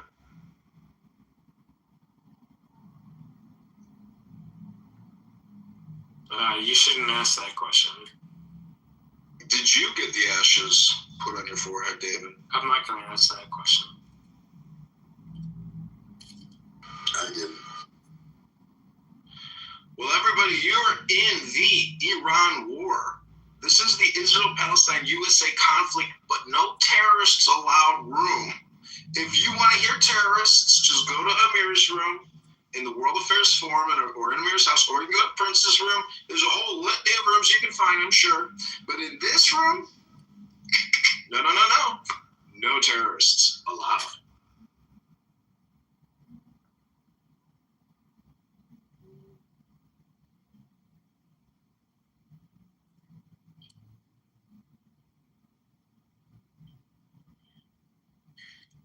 What's up, Momo? Hey, what's up? So what's the word out there? What's going to be with Trump? Last I heard he's allowing the Iranians to have some kind of symbolic nuclear stuff. Oh, I didn't hear that. Could have misread something. Token nuclear, I don't know what. Is he... He wants to let them save face? Huh? He wants to let them save face? What's going on? I mean, he's giving him a couple of days to decide, right? My understanding.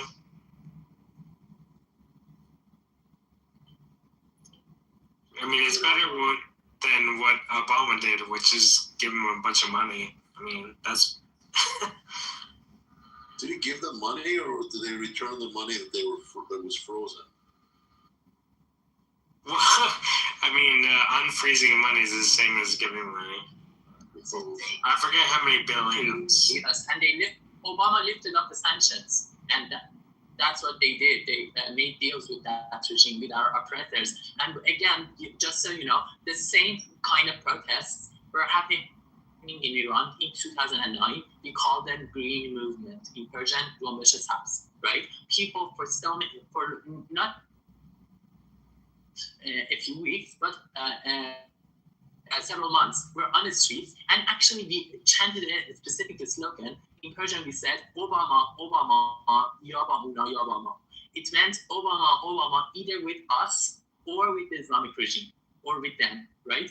The point is, Obama chose to turn a blind eye on us and our oppression. Yes, he issued a couple of empty worded statements that we stand with Iranian people and they should have the right to peacefully protest. But those statements, empty worded statements mean nothing. They don't help us. We need real action.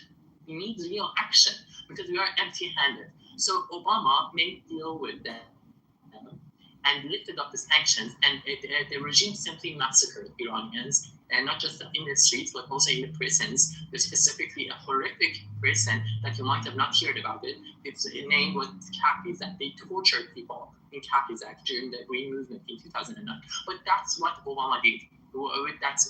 So yeah. but hopefully the United States will not make a mistake again. Because at the end of the day, Donald Trump made a promise. They said to Iranians that go and take your institutions, we will come to your rescue. And in another remark, he said, if Iran shoots the protesters, as they always do, we will start shooting as well. He made those remarks, and yesterday, Donald Trump already acknowledged that 32,000 Iranians over a short period of time during this round of protests were massacred by this regime. So he has made a promise, and he has the responsibility. But even if he didn't make that promise, still we would have considered United States as a leader of the free world to come to our rescue, because with power comes responsibility. Because at the end of the day, first of all, we are all human beings. So if you see someone that is fighting for the values that you also share, democracy, women's rights, LGBTQ rights, all those values that a progressive society of Iranians stand for, you should help them, right? But even if you don't want to, you don't care about other people around the world, you just care about United States, still you should be wise enough to understand that this regime wants to destroy your country. Not just this regime, by the way, not just this regime, Islam itself, and political Islam specifically. Look at Velvet, you need to feel good about something. We're 3 branches of government, and our other branch of government, especially our Senate, has been steadfast in trying to support the people in Iran and to end this regime. And you need to look at the Senate Foreign Relations Committee. You need to look at the leadership there, the statements that they've been making. This is not only from the executive branch, but on our congressional level as well, and that's really important. Also, with respect to the funding, look at our House appropriations on military as well. I mean, it's people seem to forget we have that other branch of government that also put the squeeze and amplified the sanctions, and although had to fight the Obama administration tooth and nail on this, was able through these strong leaders within Senate and House to squeeze the regime. So don't forget about that aspect of U.S. government. I just wanted to add that. They just listen to people like Tom Cotton or Lindsey Graham. They're very strong on the subject. Lindsey Graham, yeah, we love Lindsey Graham. We call him Am Graham. In English, it is said Uncle Graham. We love him, but again, I would say it is not something that United States is giving us a favor. It's not like that. We are not begging for other people's support. It is part of the United States benefit, because but they see that,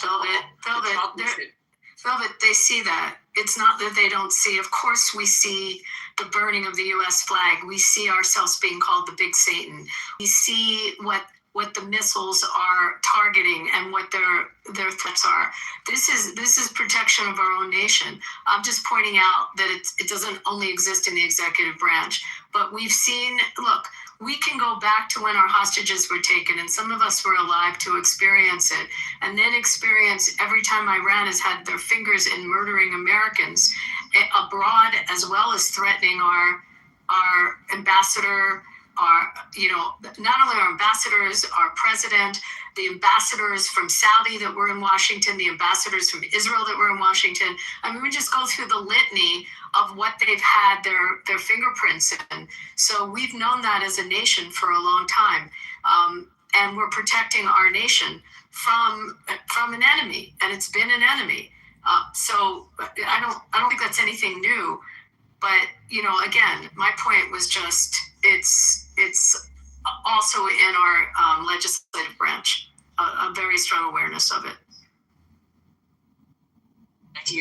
We are true friends and we are allies, and I'm so happy that you people are, actually you exist in the United States, and we're fortunate that the majority of Senate and Congress is currently with Republicans, because unfortunately the Democrats that are supposedly meant to stand for human rights and humanity, they have always compromised and appeased the mullahs in Iran. But right Whoa. I'm going to stop you on that one, because I got to stop you. And I'm a Republican, but there are Democrats that stand firmly on this position as well.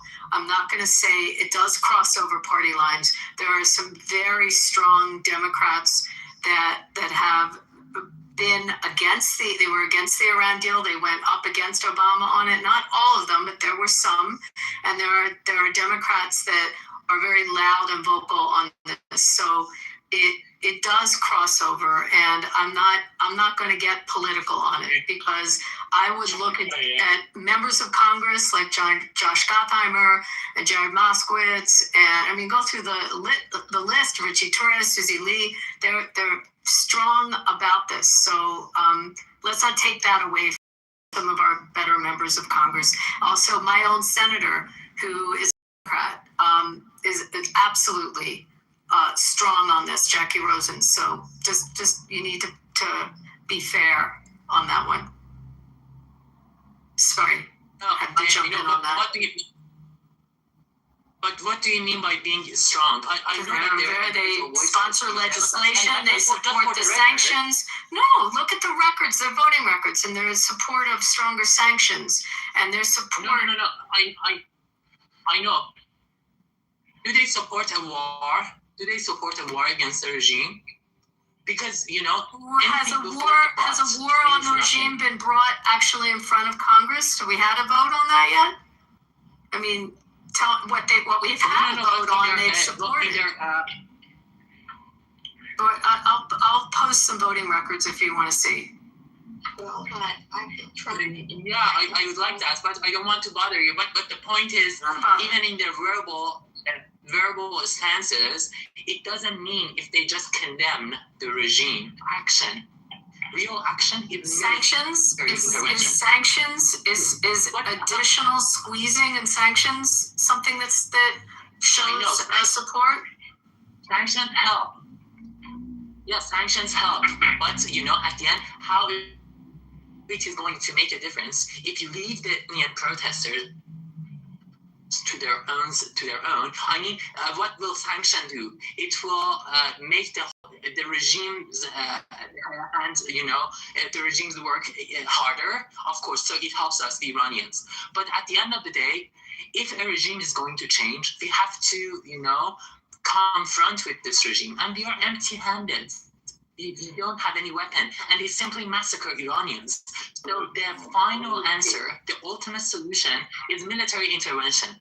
And if the Democrats, I know that there are individual voices, so I don't know his name, but there's sorry, just if I 10 seconds, if I finish what I was saying. So I know that there is a Democrat congressman, I think, or perhaps he's a senator. He's bald, right? He doesn't have hair on his head. I don't know what his name is. But yes, he has been very vocal in supporting Israel and supporting the Trump administration. But most of Democrats are anti-war, unfortunately. And sorry, their support almost means nothing. Well, actually, Velvet, you don't understand all of the dynamics in Congress. And no, not all Democrats. A good majority of them that are voting bloc have voted for the sanctions. Again, I just found the statement from the senator with respect. So, I mean, again, I'm not going to bash the other party when they, excuse me. I'm not going to bash the other party when they have actually, some of them have stood up and voted on this. John Fetterman is a good example of it. Listen to Fetterman's comments. Hey. I mean, here's the thing, Velvet. Like, Iran has to be destroyed so Israel can be safe. No, Iran has to not have nuclear power. Okay? You understand? Israel can take care of itself. Iran has to not have a nuclear weapon. That's the bottom line. It can't have a nuclear weapon. I agree. They can take care of themselves. They have taken care of themselves. Yeah, I agree. This isn't about Israel. This is about the U.S., guys. It's about us. It's just milking the U.S. right now, and then milking the U.S. Who's milking the U.S.? Iran is milking the U.S. Edom has to be destroyed. It has to happen. Right now, Normo. I don't know what you're talking about. I would urge everyone to differentiate between a country. Guys, Sama, please be quiet for a moment. You should, in verbal speaking, you should be careful when you say Iran should be destroyed. Iran is our homeland, is my homeland, my country. You cannot say Iran should be destroyed. But the terrorist bunch of groups that are occupying our country, the Islamic regime, yes, that regime should be destroyed, but Iranian people and Iran as a country should be preserved, and we should always respect a country no matter what is its name. So you should speak respect about Iran's. And to the points that Adi was saying, about the points, Adi, again, I would need to know you to know sanctions help. They are much better than making deals with this regime, just as was the case under Obama administration and Biden administration. But at the end of the day, it is not the ultimate solution. The ultimate solution is military intervention. Because at the end of the day, Iranian people are empty-handed. We don't have any weapons. And whenever we take to the streets, we take courage to take to the streets. Let's make room for more speakers. When I hear repetition or redundancy, I'm going to mute you. We're moving on. This is the Iran war. Israel, Palestine, USA. No terrorists allowed. In the Issa Watermelon fan club house, everybody. Shavuot. Velvet, you're Iranian? Yes. You're Iranian? Okay.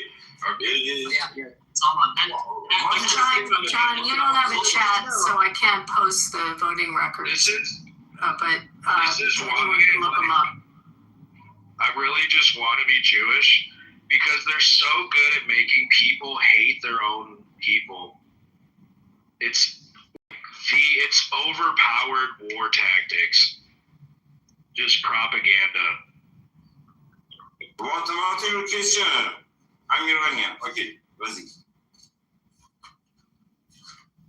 Ali, I'm from the room because no terrorists are allowed here, and if you're gonna lie and besmirch the good Jewish people, you're gonna get kicked in the tuchus, either to the goo or to the hallway. Oh my God. Ouais, je rigole, c'est là. Il dit quoi? Mon frère? Noise trolls who are working in their bathtubs or kitchens, so be kicked to the goo.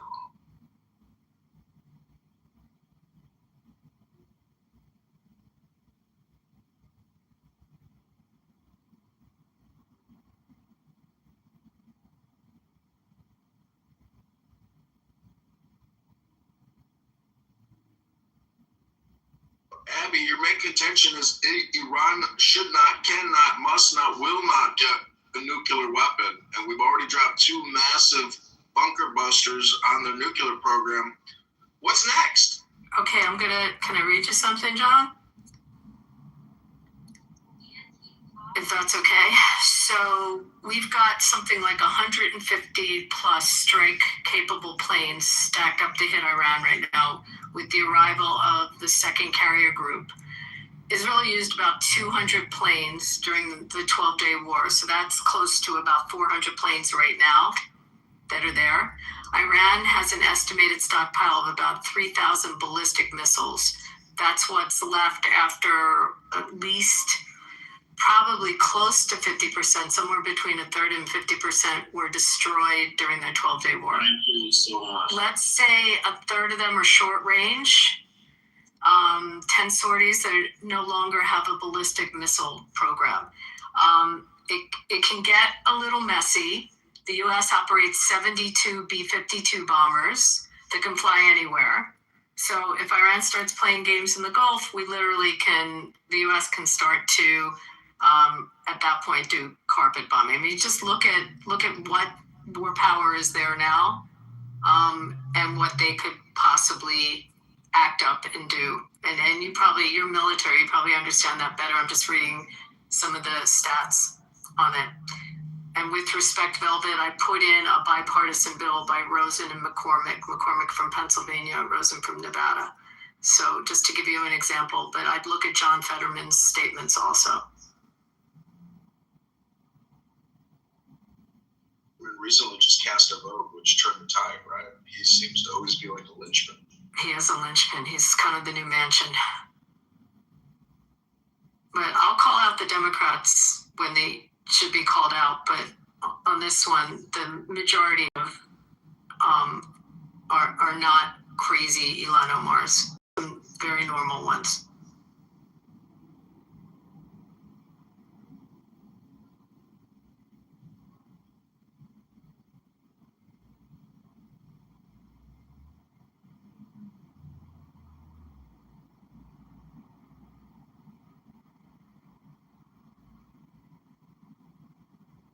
It's a 50-50 chance that there's going to be a regime change, or do you think it's 20-80? I think he dies. He's old. But, you know, not all of the Gulf, like they've come out with statements that they're fearful of regime change because of what will take its place. I mean, that's a really important consideration. Have you talked about that? What if it does change? Who comes into power? Again, I might have a better perspective on that. What will happen if United States attacks the regime? So one little thing I would urge everyone: when you say Gulf, the Gulf is a term that Arab countries use to refer to that sort of ocean. We call it Persian Gulf. It's its historical name. So please refer to that as its real name, Persian Gulf. But anyway, the point is, if the regime changes, so the majority or a significant part of the opposition support the Crown Prince Reza Pahlavi to be their king.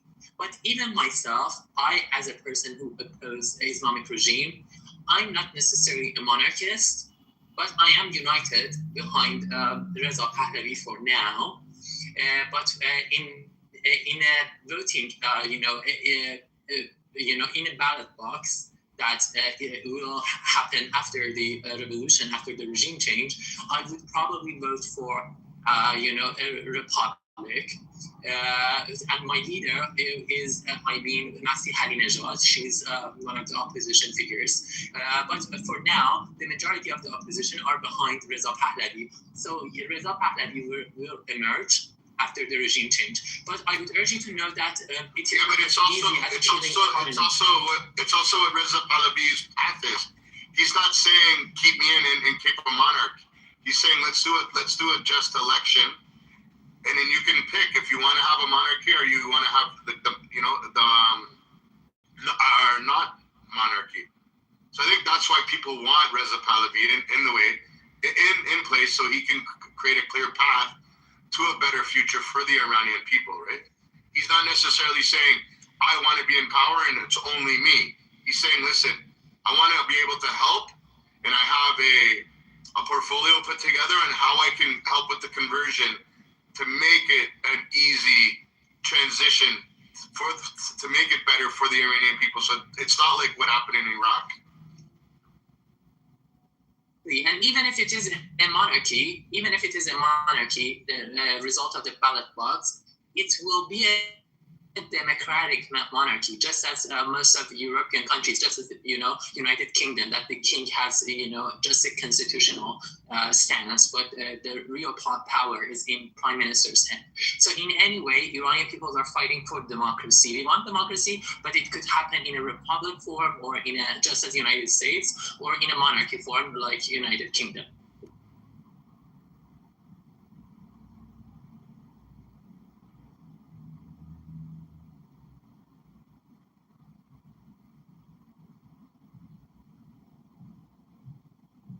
What's the bigger rivalry, Saudi Arabia and Iran, or Israel and Iran? I mean, do these Sunnis and Shias, the princes and the potentates of Saudi Arabia and that kingdom, they must have extensive diplomatic regional ties, trades, etc. Somewhat of a shared culture between Persians and Arabs because of Islam, even though they've got this separation. What role is Saudi Arabia either going to play, in diplomacy or creating stability and peace as opposed to war? I mean, I just got back from there and listened to them talk about it in a diplomatic way. And they made it, this is the foreign minister there, made it very clear they're not pushing for regime change. They have a fear of what will come after. But they're also extremely clear, and they don't hold back on this, that the Muslim Brotherhood is their enemy. And that the enemy has attacked their soil, via their proxies.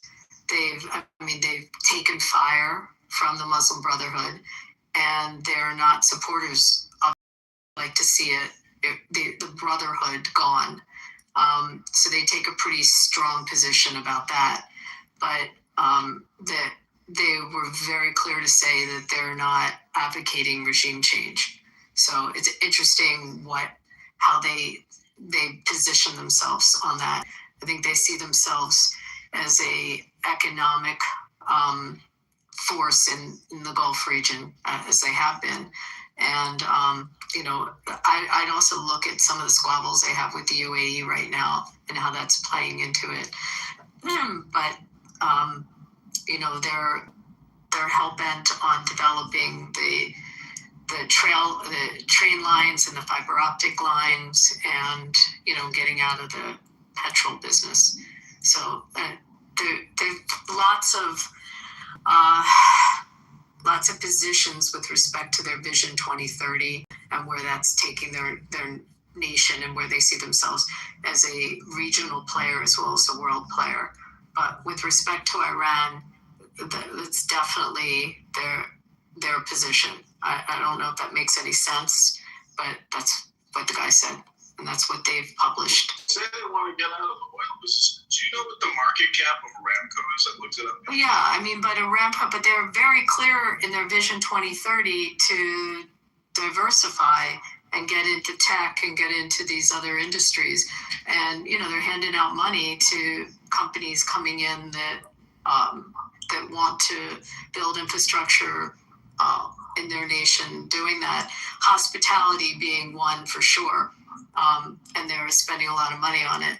But there's other industries that they've invested in, including, by the way, shocking, but the green industries, even though it seems counterintuitive to being in the oil business. But green energy is something they've also pursued. But I would just take a look at it's easy. You can just Google their Vision 2030. I've heard of it. This is the Saudi Arabian oil company. This is known as Aramco. This is their stats on the stock. Their market cap is $6.22 trillion. Are they under Apple? 5.2%. John, are they under Apple? They were the biggest in the world. And then Apple overtook them, so I didn't know they are. No, Apple's not as big as Aramco. Yeah, but again, look at Apple's 3.9 trillion. Aramco is 6.2 trillion. That's incredible. Just look at the Sovereign Wealth Fund. Look at that Vision 2030, and it'll tell you how they see themselves as a player. They're also all about their DEI there is about women and trying to they say that it's all about inclusion now for women. But it's just very interesting how they Elon Musk's XAI in a private equity deal. I think it was like a $2 to $4 billion deal with Elon Musk because XAI merged with SpaceX. And, it does put Elon Musk at like almost the trillionaire level. It's unbelievable.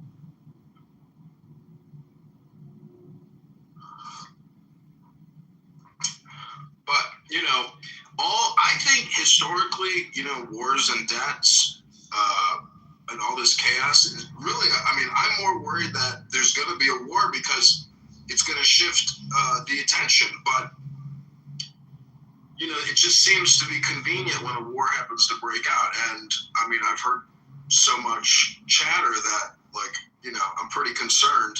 And the buildup, is basically potential energy. And so, what's the flow gonna be? Lord, you know we're sitting in the hub of AI, right? Chicago, Great Lakes area. You know that. It's AI's everywhere that they're building, estimated to build, I think it was like, I read 3,000 or 5,000 more AI data centers in the United States. I'm like, what? How can we already, like, we're already doing it. Like, everybody's already online. How many more data centers do we need? They're being built to crash and burn. What's out there? What's threatening us? I think the buildup of data centers in the United States is a geostrategic move.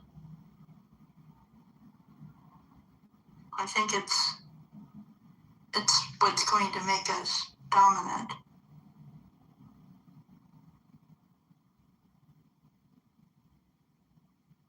How's that in one place? Well, we're going to be well over-equipped in comparison. I mean, they can talk a bunch of crap, excuse my French, but delivery is going to be what counts.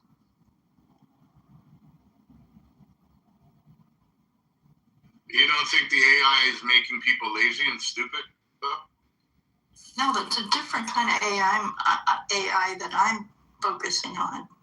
It's really more about weaponry. Are you talking about drones? Are you talking in weaponry, the use of drones? What are you talking about? All of it, Abby. I mean, drones. She's talking about warfare, basically. I mean, yeah, thank you. I was looking for the word. Thank you. It is warfare. But so much has changed with drones coming into warfare. No, but it's everything. I know what she's talking about. It's talking about hacking, shutting a country down, turning off the lights, drones, missiles, defense systems, how AI could be utilized in all of that. Electricity, gas. Yeah, that's what I said. You know, we just had a hack a few days ago in one of our casinos. Just had, I forget the name of the company that came in and held them ransom. They paid it. They paid the ransom. It's pretty crazy. Do you know how much? They paid $1.5 million. What did they hack? Into the whole system of the casino. And all the data, like they did ransomware. Yeah, let me tell you the name of the company. Hold on. It's like not company. That one sec. We already know the name, Abby. It's El Normo Green. No, wait 1 sec. Let me pull it up. There's not a statue of El Normo in Vegas. Yeah, right on the strip. Next to El. Saying I got you. Yeah, if I can say something, getting back to the question that Lord was asking about, what role Saudi Arabia would play in Iran. Before you jump into it, because you have so much beautiful energy, I just don't want Abby to be like, I want to hear what you have to say about the hack. But don't forget what you're going to say, just because then we'll forget it. Abby was looking up something. Hold on, the name of the hacker is, it's Shiny Hunters. Shiny Hunters pulled off a massive data heist against this particular property. It holds more than 800,000 records containing personal and employee information. It issued a final warning on the dark web. It gave the particular luxury resort until February 23rd before releasing the data to the public. The pressure on the company and the threats to release the data was likely to mean the company had broken off negotiations. So now the gang is desperate, and that's not uncommon with the extortion attacks. This particular property is extremely high end. I'm just reading the article about it, and then I got a note that the estimate was 1.5 that they paid. That's the name of the hacker. Oh, and the same hacker had hacked, the same gang had hacked Canada Goose, you know, that company. They had hacked Mercer Advisors and Beacon Point Advisors, and a few other companies in the past. The Bumble Match, you know, the internet match company, Bumble, that has Hinge and Match and OkCupid. They had hacked them, Panera Bread, and a couple others. So that's what. Wow. Yeah. But I mean, the player information, that stuff, that's the lifeblood of the properties. So it's just like getting a pretty bad take at a table to get this $1.5 million. Is that really a big loss to them, Abby? Someone, if they have to pay out $1.5 million at a table, yeah, it's a big number. No, I mean to that hacker. Like how much do you think they profited a week, like a casino? Well, it matters what property. That happens to be an incredibly successful one that has more of the high limit take than you know the others. But I mean, it can vary, and it matters what weekend. I mean, you know, if it's Super Bowl weekend, it's a little different than a weekend, you know, in August. So I don't know. It's but that's still a big number to have to pay out. Have you ever heard of that hacker that I just read? The Shining, no. Me personally, no. What's his name? I mean, it's, what did I say the name was? Shiny Hunter. The Shiny Hunter.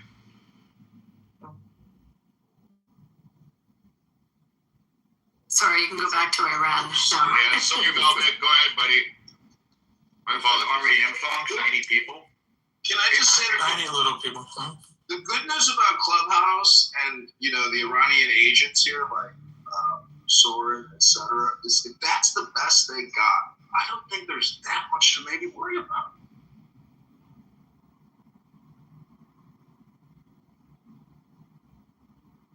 Do you think he was in a re-education camp for a while? Soren? Yeah. I saw him back on the app the other day. Yeah, he's back in strength. What do you mean by a re-education? Yeah. It was a joke, because in the Chinese re-education camps, you know. For one, would love to go to Iran, you know, go to the Grand Bazaar and enjoy the incredible food. Because to me, Iranian food is like some of the best in the world. The music is great. The women are beautiful. I mean, can't we just live in peace? Can't these people just say, you know what? The era of the Shah, I mean, not the Shah, you know, the Khomeinis or this Muslim radical group that took over this embassy and is extended to 2026. Can't they just put it all behind him and say, you know, do what? Everybody. Why did you think they do that? We're gonna have the biggest dinner you've ever had. It's gonna be the best, you know, shawarma you've ever eaten. You know, and just enjoy life. What do you think would happen to Khomeini and the IRA? What do you think would happen to them? God damn it! Joy! Shut up! Great joy! Here's my prediction, Abby. If it turns western and they open a casino, it'll be in this wonderful island in the Gulf, the Straits of Hormuz called Keshem. It has everything. It is like, it's where the decadent people go. I mean that in a good way. In Iran, it's got like water parks. It's got the island of Keshem, QESHM. Just look at all the different attractions it has on it. It's in crystal blue waters. It's got caves. Red sand. I don't know if it has red sand. I'll be honest with you. I just know it has just so many wonderful attractions, and it's right across from Abu Dhabi. So like it'd be like a little puddle jumper away. You know, like literally. You know, all the Emiratis could go there. Well, the Emiratis are getting a casino in the Betty. I know, but you know, for whatever, if they want to. You know, there was one. There was the Shah. During the time of the Shah, it was a very successful one in Tehran. Yeah. Isn't there? It's kind of like what happened to the Cuban ones. Yeah, exactly. When Lansky lost them in Cuba. So we could, you could go to Keshem, and then you could fly to Tehran and have dinner, and then go skiing. because there's Tehran's right around there's a mountain range right around Tehran that's just wonderful skiing. Say it, Q? It's in it's near Bandar Abbas. QESHM. It was sort of considered like a free zone. The way there are like Hong Kong was a little bit different than China, but they kidnapped a retired FBI guy there, and they've kept his remains for years. He was out of Queens. I think his name was Levine or something. I have to go look it up. But the FBI has often wanted to at least get his remains back. If you type Bandar Abbas, BANDAR space ABBAS, it's right next door. It's an island. I'm looking at the pictures now. Wow. Yeah, it's beautiful. So, regarding the question that Lord earlier asked about the role that Saudi Arabia might play in Iran, I would say there is almost not common between Persian culture and Iran and any other Arab country, including Saudi Arabia, because they're inherently Muslim, but Islam took over Iran. We were originally not Muslims; we were Zoroastrians, and also we don't have the same language. We speak in Farsi, Persian, but they speak in Arab, and our cultures are quite different. And they have no role to play. And again, I would just ask everyone, when you refer to the quote unquote Gulf, that Gulf has a name. Arab countries call that Gulf.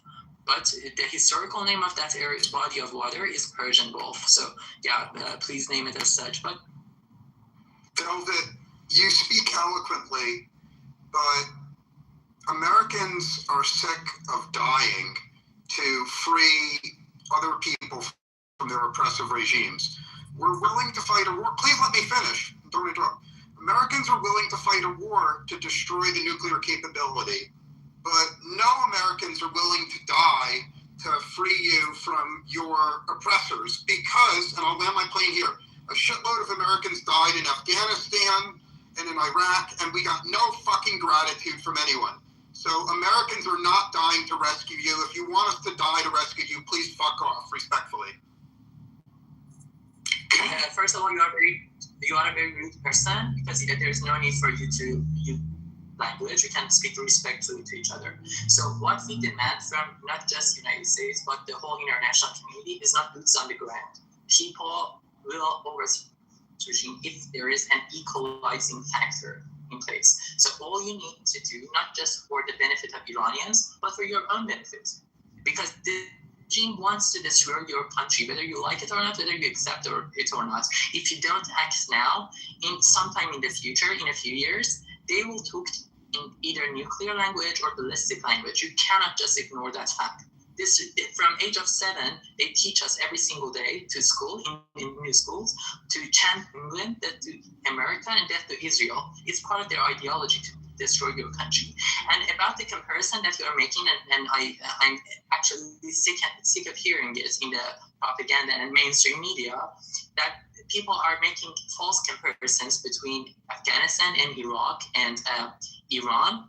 There is a contextual difference. In Afghanistan, people were not against Taliban. The United States attacked Afghanistan.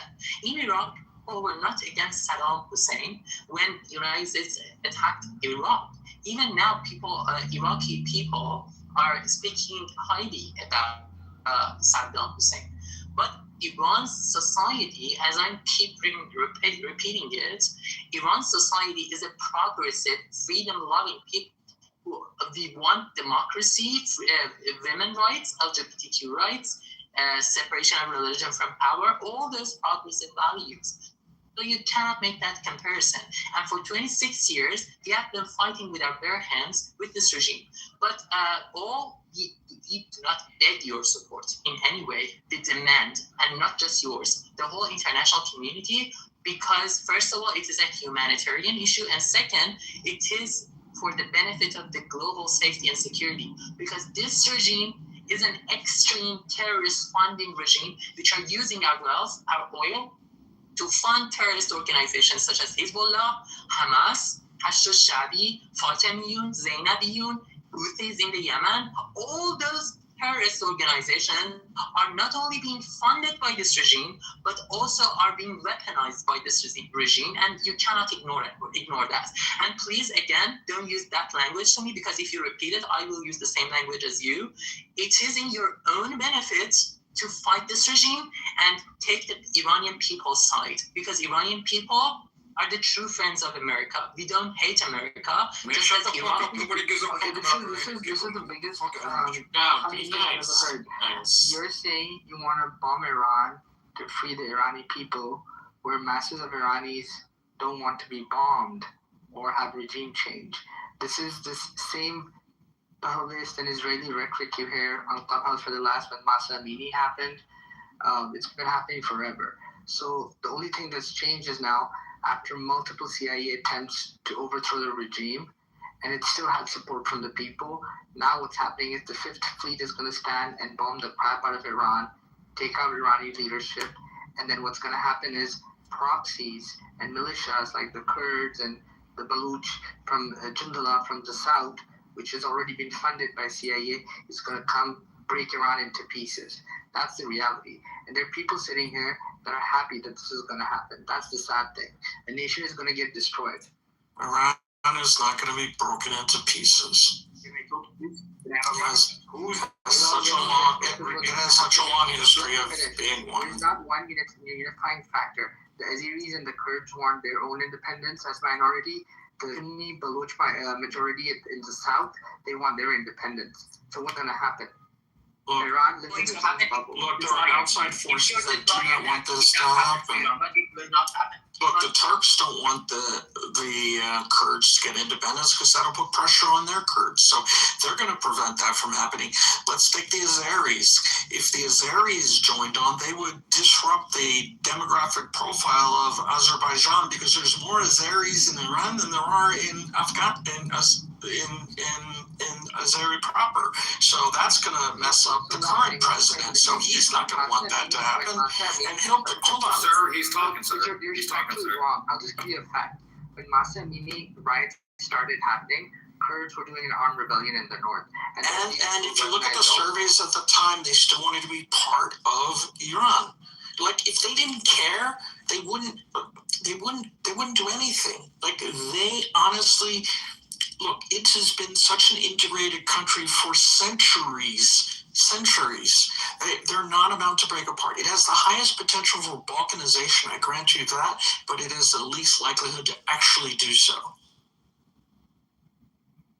For instance, I'm an Azeri myself. I come from a city in Azeri parts of Iran, but we all love our homeland, Iran. The president is Azeri. The president is Azeri right now. The president of Iran is Azeri. So if they didn't like the Azeris, he wouldn't be president. Everyone is included. It is this myth that everyone's just gonna like run their separate ways. No, it's just not gonna happen. Can we have a mic, please? Honestly, people like Velvet, the only reason they have a spot to talk in is because they hate Islam. That's the only reason.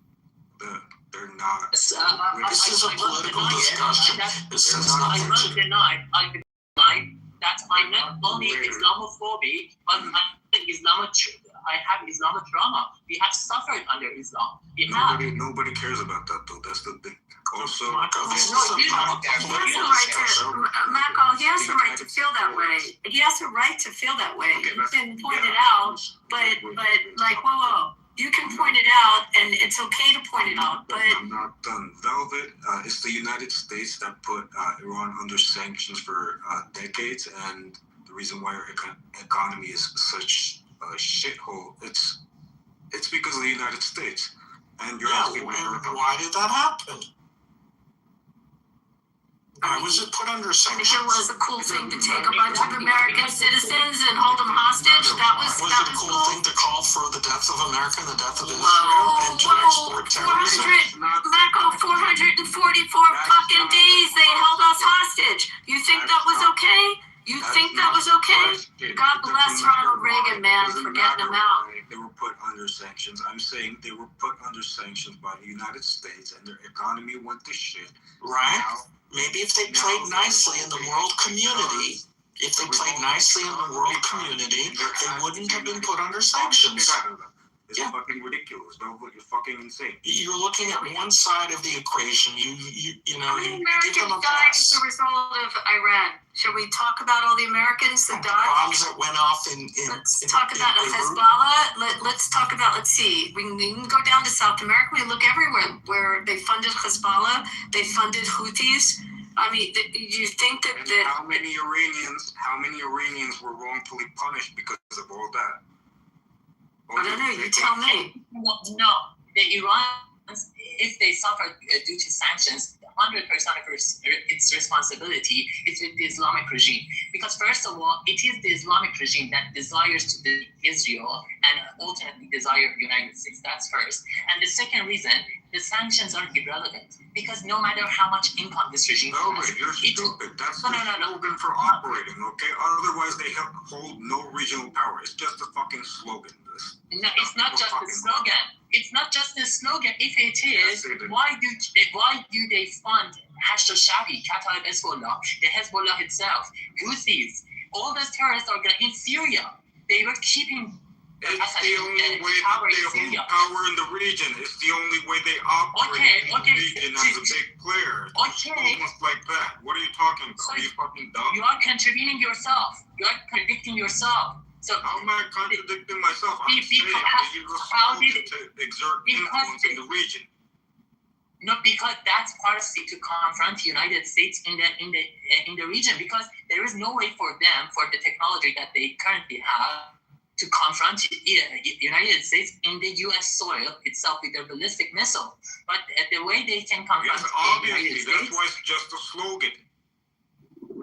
No, it's not just a slogan. They are simply confronting the region by funding all those terrorist organizations. But my second point that before interrupted me, that I wanted to make, is that sanctions are irrelevant for the economic situation in Iran. Because no matter how much income this regime has, it will use it for three purposes. Its nuclear ambitions, ballistic missile program, and funding terrorist activities. Look at just 1 year ago, Hezbollah itself acknowledged, and also the Treasury Minister of the United States, I don't know what is his name, but American people know, can search whether they can fact check me whether I'm true or not.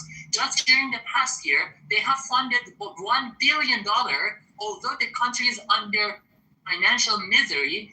Even in this circumstance, they have funded $1 billion to Hezbollah because that's part of their survival strategy, and they want to export terrorism to the world. They don't care about the welfare of Iranians. So sanctions are irrelevant, first. And second, the point is, it's not just about economy. Stop downplaying the Iranian people's desire to have a better future to just economic matters. It's not just about that. We want democracy. The so-called supreme leader, the dictator of Iran, Ali Khamenei, has been in power for 37 years, and he has absolute power over everything, and he has never been elected by us in that position. We, as a nation, demand democracy. We are not animals that would just care about food or water or have a roof on our head. We want democracy. We want dignity. Why it is so hard for you to understand that? Can I say something, please? Hello? Go ahead. Is there a voice? Yes, sir. Go ahead, man. Go ahead. Okay. Regarding this claim about what you have said and the last person also said, so you talk about your perspective. You call the region of Iran as a terrorist, and you didn't talk about what Israel did in Palestine, what USA did in Afghanistan, Iraq, and every this thing. You are angry or mad about Iran because it defend on the weak people. So Iran is okay because, are you kidding me what you're saying? Defending the... Why don't we talk about, let's see, the England attacking France, or maybe the Danes coming in and the Vikings attacking? I mean, what other world events are so troublesome that it justifies Iran being the absolute pig that it is in terms and the IRGC attacking and wanting to kill Americans? So because there's been crises in the world before, we justify Iran. That's what you're saying? No, I think he's saying it's impossible to think the United States would make Iran any better than what it tried to do with Afghanistan. The different issues. And Israel has nothing to do with this, so to bring that in just shows where his bias is, but keep going. Okay, I have just a little bit. Unless you want to talk about October 7th and the butchering and raping and murdering of innocent people at a concert. Yes, what is related to the Palestinians, to the children? Yeah, what happened to the children on October 7th and our friends that were murdered? You want to talk about that, shall we? Let's talk about our friend from Clubhouse that was shot down and murdered on October 7th. Should we talk about him? Or our other friend that was taken hostage? Would you like to hear about him? Palestinians. What Hamas does to Yes, let's talk about what Hamas does to Palestinians. Thank you, Velvet. Okay, no, wait. So you blame Iran to defend the weak people. I blame Iran for taking its money and supporting its proxies like Hamas, like Hezbollah, that murders Americans. I blame the. Oh, really, Mako? I think you're just ignorant. I would dare defend the fact that.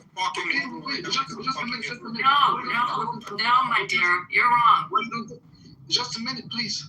We don't talk about USA when it support Israel to kill.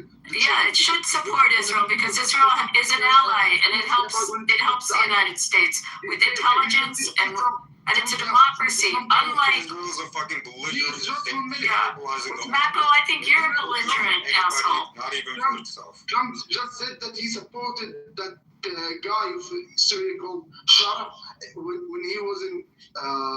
this guy was in ISIS, was in that terrorist groups, and he supported him. So why don't talk about this? Why don't talk about when USA supported ISIS? To kill innocent people. USA eradicated ISIS. Maybe you didn't read the news? You might want to read the news on that one. So wait, Iran, their freedom in Iran more than USA. Iran funds Hamas and Hezbollah and the Houthis. Shall I repeat it over and over? As well as the dissidents in Iraq. They do this because they believe Hezbollah kills Americans. And in addition, also Hezbollah kills people Americans. smuggling weapons in through Jordan into Judea and Samaria. Into Jordan? Let's talk about Hezbollah in Latin America. Would you like to know about the drug running that Iran is behind as well with Hezbollah? Or you just want to know about how many Americans were murdered by Hezbollah? Or maybe it's okay that Iran decided to try to kill American ambassadors and our president. That's okay. It's okay that IRGC wants to take out the U.S. president? You think that's cool? Do you? Do you think that's cool? Do you think that's okay? Yes or no? Is it okay to want to assassinate our president? That they had a plot? Is that okay? To have what? Idiot. Is it okay to want to kill the U.S. president? Yes or no? Please try again. Is it okay to want to try and kill the U.S. of A president? Yes or no?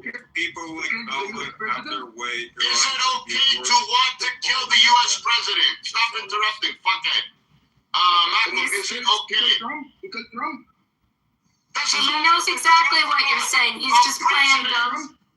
Which he is dumb. dumb. It doesn't matter if it's Trump or Biden. It doesn't matter if it's Trump or you're retarded.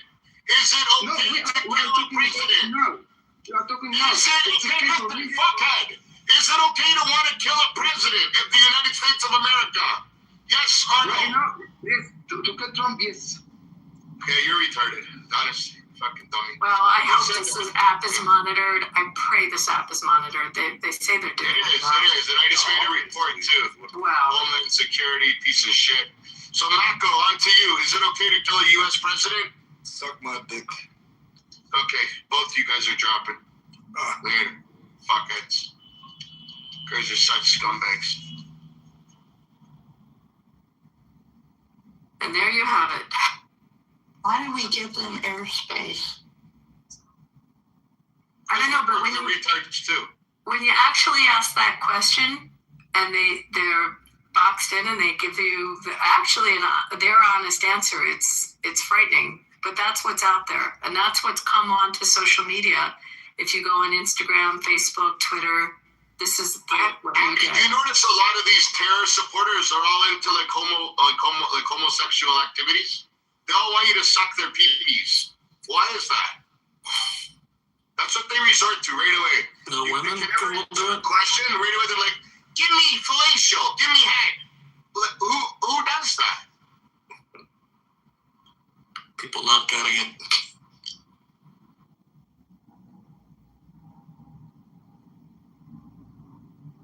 To point out, the suit that I'm wearing is Gucci. This is Lord Pepe.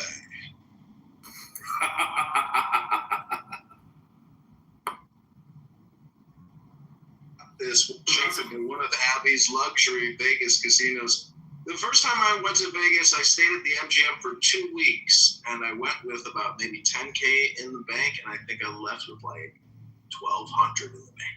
Well, that would work out about. Yeah, that's usually the way it happens. You should just write a check when you get there. You know that after, what is it, 70? I remember how many hours, if we have you in the city, we're going to take your money. There's a statistic on it. Yeah, it's just, you might as well just write a check. Unless you're going for the entertainment value, there's no way you're going to make money. But you helped pay my mortgage, so thank you. Hold on. What is this? Pepe's been cloned? There's 2 Pepes now? Yeah, definitely. On the higher, I put Pepe in a suit. Read it and weep, Pepe. Suck it, Pepe. God. No, 2 Pepes. Shit. Abby, go clone yourself. We need. Where is there another Pepe? I didn't see a second Pepe.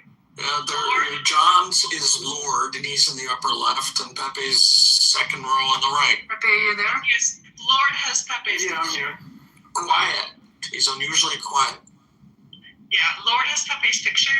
So, Abby, we need you to clone yourself so that we No, I don't. Look how professional Pepe can look. Only if his demeanor was more professional, he didn't Tourette syndrome out with the N-word and other K-word, J-word, Z-word, profanity-laced, low IQ hate speech. If only he was in a suit and maybe working at a bank or somewhere and looking good. Everyone was like, look at that guy in a suit. You'd never know he was such a low IQ racist schmuck. Amazing. He's probably one of the smarter people on the app, Lord. I hate to break the news to you. Wearing the Gucci. He's wearing the Guido.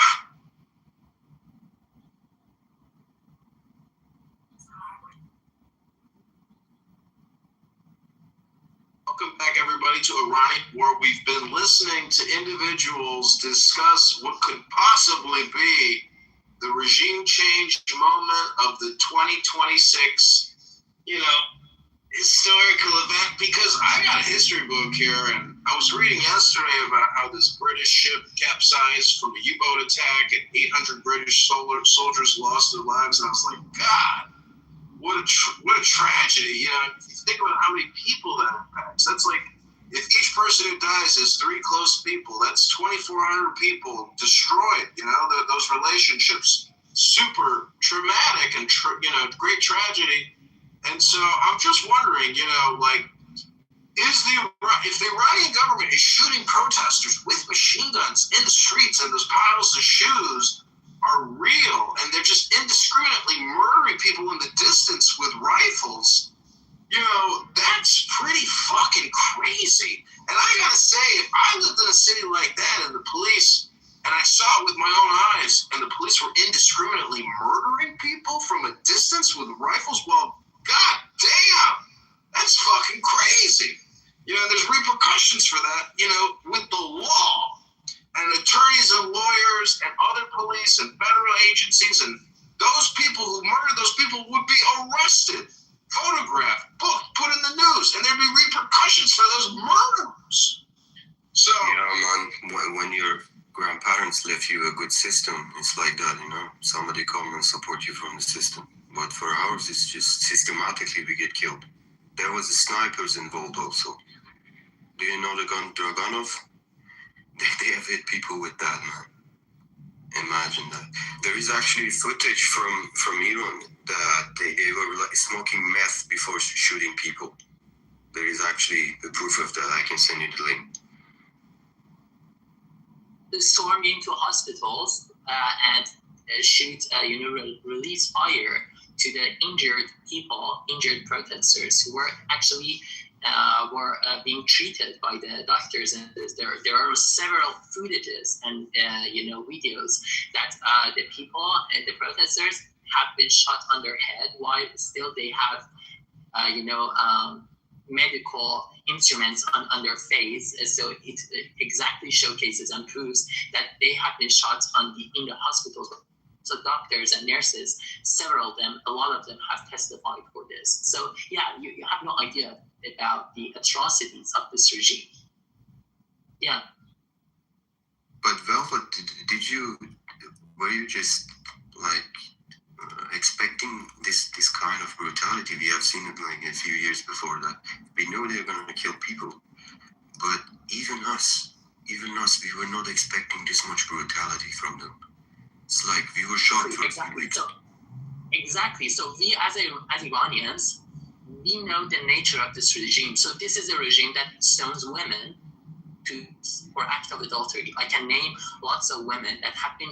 Just imagine it. Just imagine how much brutality it takes. And Taliban also in Afghanistan have that practice. They stone women to death for act of adultery. So, for instance, Soraya Min, and there has been a movie actually for her. She has been stoned to death. So we know the brutality of this regime. They blind people. I swear to my honor, perhaps you would say, what if you don't have the honor? But I swear to whatever I hold dear. Personally, saw a woman 3 years ago during the Women Life Freedom Movement. I was on the streets, and back then I was in Iran 3 years ago, and I was protesting against the regime. Persis, I don't know whether you have lived in Iran, but I was in Argentine Square. Right, I was with a woman. I was born and raised there. It's just a few years old. Okay, so the woman had been shot in her eye. The non-Iranians might not know that, but the regime intentionally shoots at protesters' eyes. I raised this point a few hours ago in this room, and I just asked everyone to go and see the substantiated statistic by the United Nations that during the Women Life Freedom Movement, over 500 protesters were shot intentionally in their eye, because that's part of the nature of this regime. They don't want to just kill you. They want to terrorize you and other protesters and make you as a lesson. Sorry, it might disgust you, but they also shoot at people's genitals, right? I don't know Persis, whether Persis has seen the records. My uncle works in the hospital. And he told me there were like 50 person got blinded there. And after they were doing this operation on the eye, these police officers, these intelligence officers were taking them to prison. And they were not even taking the antibiotics they were giving them, these guys, these guards, I don't know from which intelligence agency, there's a ton of them, But they were not even taking the antibiotics that they were giving them. Directly from not just in their after eyes. surgery. Not just in their eyes. Have you seen the evidence? I'm just telling you. They have been shot in their genitals, in their sexual organs. There is footage of that, that we cannot send a link here, but there is a guide online, I think. There is a lot of footage. In the Vahid online, exactly. So women have been shot in their sexual organs. So that's the nature of brutality. But as Persis is saying, we know the nature of this regime. We shocked in this round of protests. And then we hear someone like Arthur that unfortunately in a very disrespectful way, that's saying no, fuck off, and without me saying anything harsh to them, because we consider Americans and Israelis as our real friends, and we are allies, as opposed to any other country in the region, including Afghanistan or any other country. So I was a bit annoyed by that remark. Given that trauma in our head. One of my classmates got both of his eyes out. They had to take them out. It was like too many pellets in the face, and he's blinded now. It's just crazy. I haven't talked to him yet, but our friends said that both of his eyes are gone. And, I've been thinking about a solution how to fix this, but there isn't any. You wanna just do something for a person, but at this point, both of the eyes are gone. I have no idea what to do, Exactly. Let me put a link. I will search it for it. The name of the people who had been blinded regime during the Women Life Freedom Movement.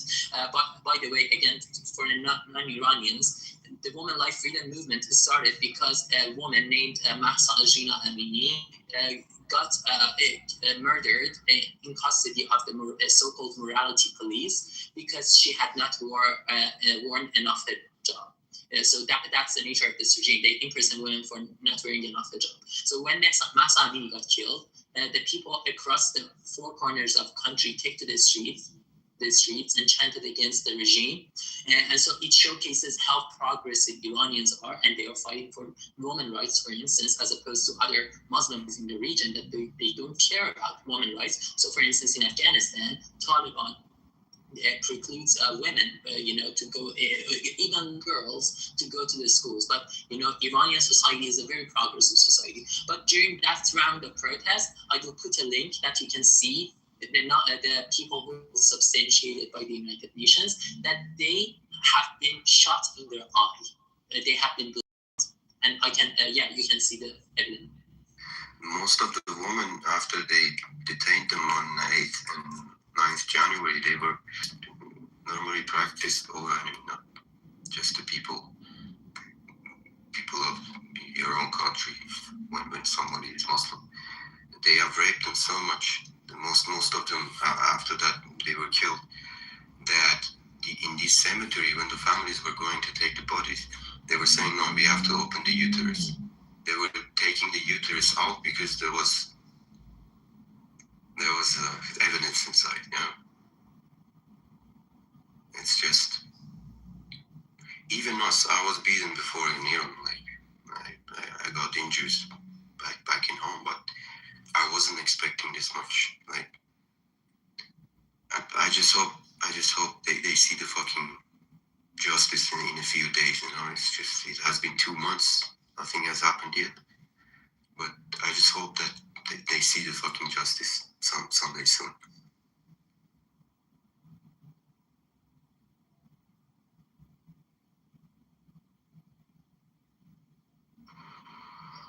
John Kitover. The chat on the group is disabled, but I sent the link to Lord to your private, to your direct message, so you can perhaps share it in the groups. So that's John. Yeah, what is it, Blessed? When do you think? Okay, hold on. 2-part question. Do you think USA and Israel is going to attack Iran, and when do you think it'll happen? I don't know. I mean, they're probably observing them and trying to, figure out, because this is all high-level negotiations taking place. So you never know. They could have some type of breakthrough, negotiation. You never know. just so hard to predict because, you know, that statement, rumors of war, it's like a mind virus. And, but when it happens, you know, I remember when October 7th happened, I think on October 8th, I was at the dentist, and my dentist is Jewish, and I was, you know, it was like, it was very sad, but I said to the dentist, I was like, those fuckers are going to find out what JDAMs are. And he's like, what's a JDAM? I was like, it's a bunker buster. Like, they're going to fucking level Gaza over this. You know, that's it. Like, they have opened up Pandora's box by attacking the Supernova Fest, you know, killing all these innocent people and taking hostages. Imagine if they didn't take hostages, you know, and it was just like, you know, I guess you don't do a raid unless you're like actually trying to take hostages as well.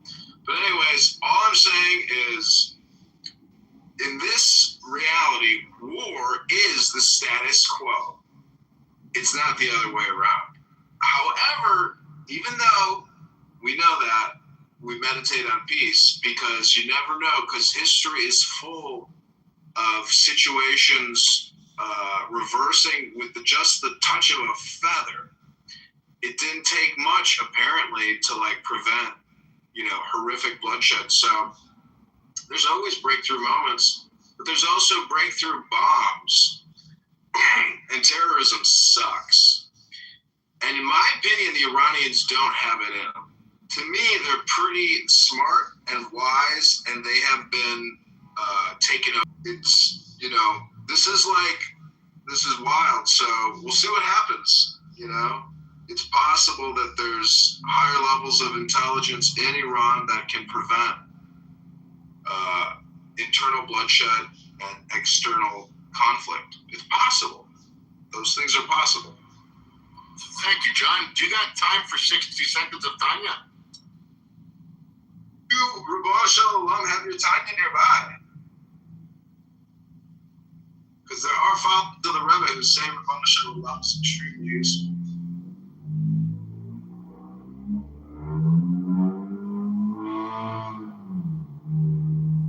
If you don't know what you're doing for Purim, you might not want to go to Iran and look for Mordecai or Haman or Ahasuerus.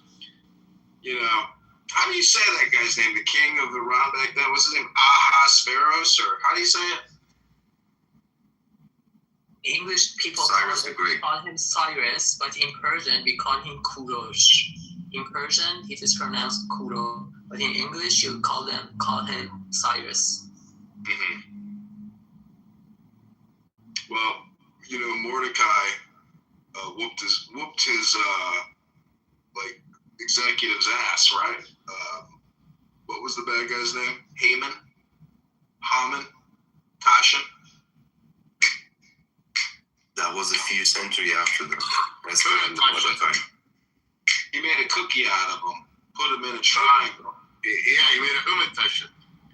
He took a little piece of apricot and stuck it in a cookie.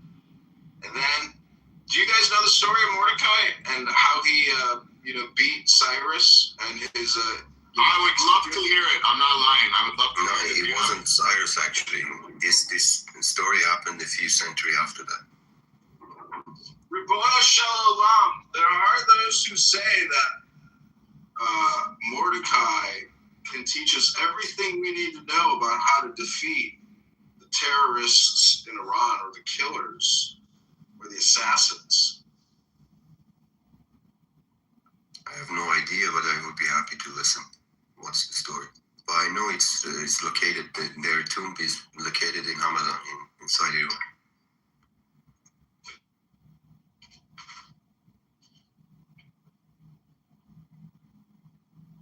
That was King Darius, not Cyrus the Great.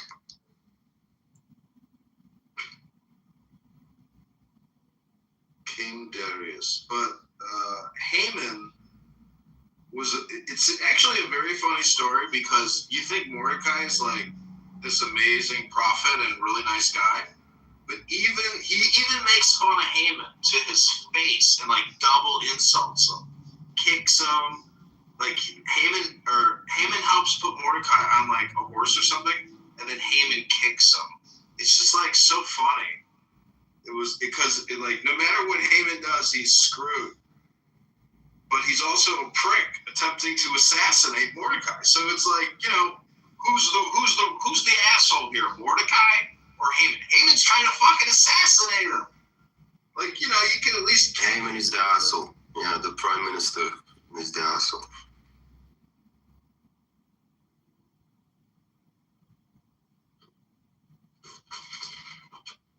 Well, some people don't read books anymore, but in the back of a book, sometimes they have what's called an index of names and subjects, or what could be called a glossary. So we're going through and looking for Mordecai.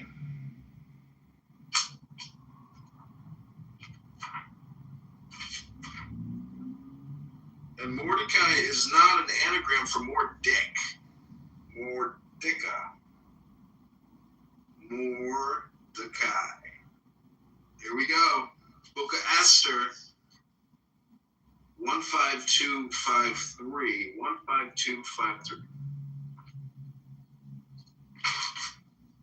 Here we go. The promotion of Haman. After these things did King Ahasuerus promote Haman. Promoted him! That's in Esther 3:1. Rabbi Levi said Haman was promoted only for his downfall. Why then bother to promote him? The answer will be provided by the parable of a common soldier who cursed the king's son. The king said, if I put the scoundrel to death, everyone will say, the king has executed a common soldier. I will first promote him and then execute him. So he made him a tribune, then a general, and after that he cut off his head. Likewise, the Holy One said, should Haman be put to death when he sank so low as to advise Ahasuerus to stop the building of the temple? No one will know who he is. Let him therefore be promoted and then be hanged. So he first set his seat above all the princes. Esther 3:1. And after that, they hanged Haman. Esther 7:10. This shows how the enemies of the Holy One become great only as a prelude to their downfall. And so Scripture says, though the wicked bloom, they're like grass. Though all evildoers blossom. Psalms 92. What follows at the end of the verse, it is only that they may be destroyed forever. Similarly, it is said, he exalts the nations, then destroys them. That's the promotion of Haman. Haman and Ham. A man Ham. Mitzvah for the Lord. This is Lord King Pepe in the Clown House Adventure Room with all of you. I hope you're having fun. This room might go all day, but I don't want to have to run it all day. I want to go to the gym and have a nice dinner. What do you say? It's the Lord King Pepe way here on Clown House, the adventure.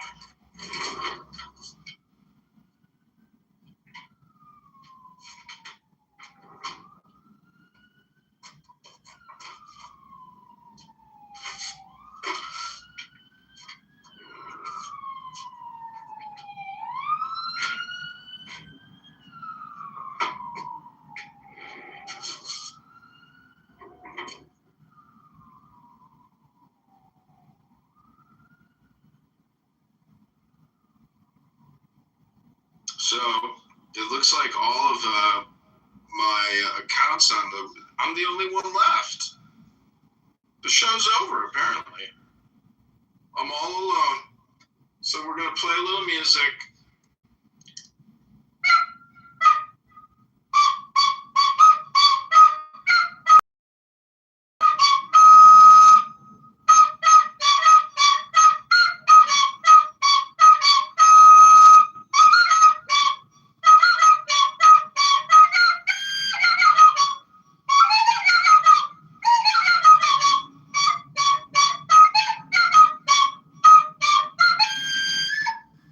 This has been another Lord Pepe production in the Lord King Pepe Clown House Adventure Room, starring your Lord Pepe.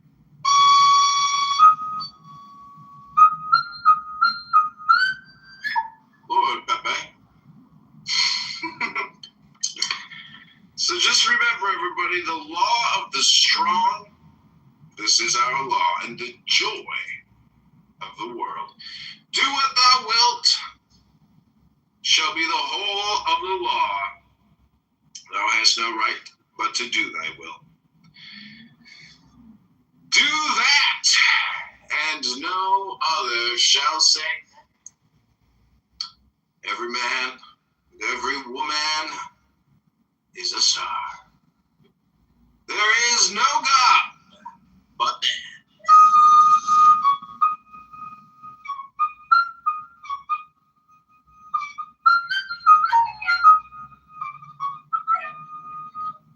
Man has the right to live by his own law.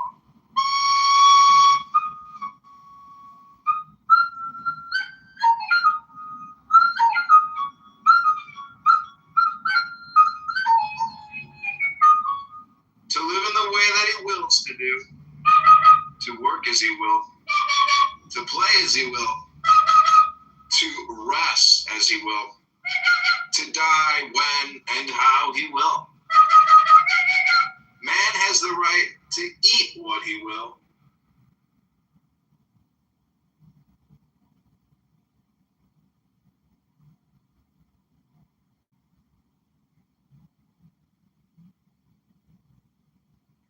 Oh, my friend the Sheikh is here.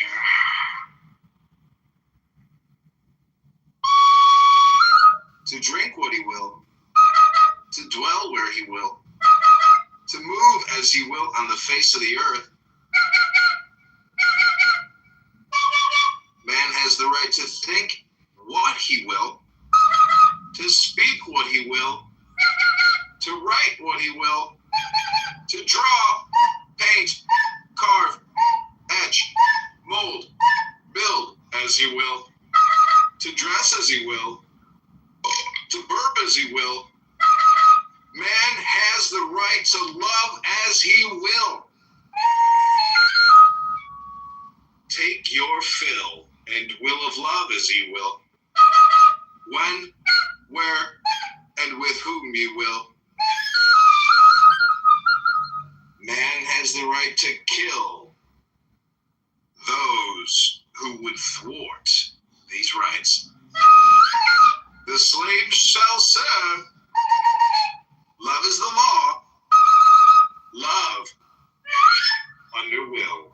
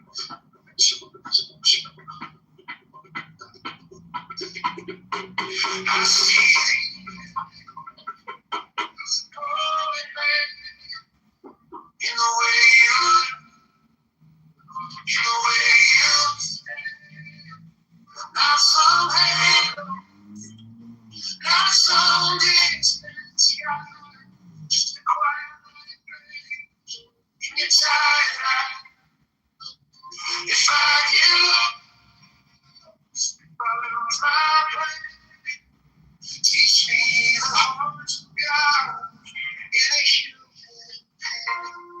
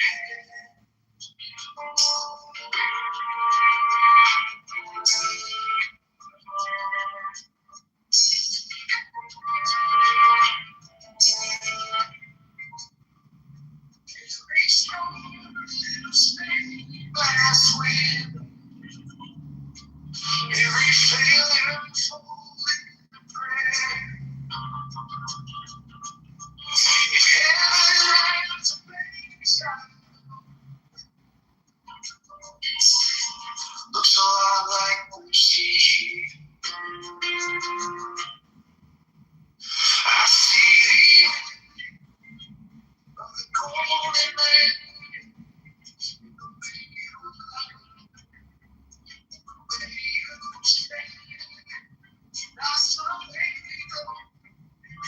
Not some distant sky, just a quiet grace in your time. If I get lost, if I lose my way, teach me the heart of God in a human hand. Teach me the heart of God in a human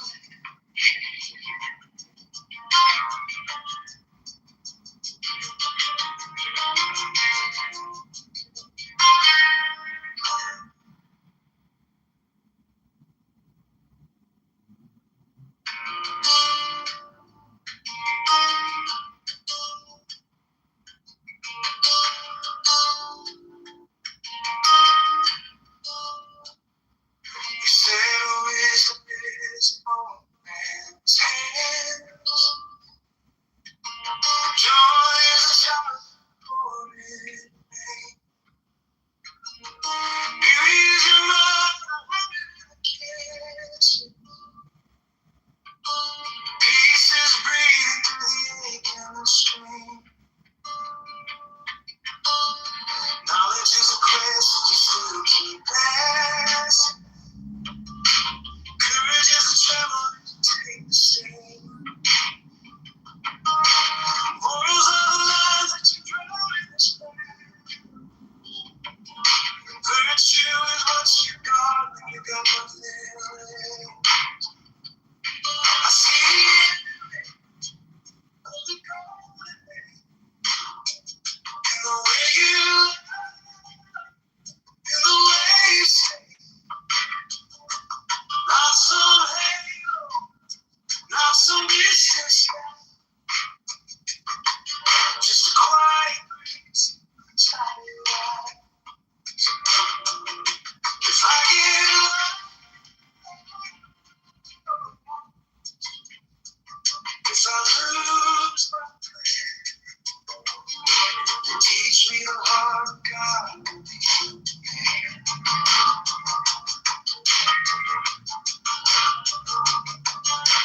Characters are promised. Perfection is a crack. All these broken pieces on the table turn to something holy. Call me friend. I see the end of the golden man in the way you look, in the way you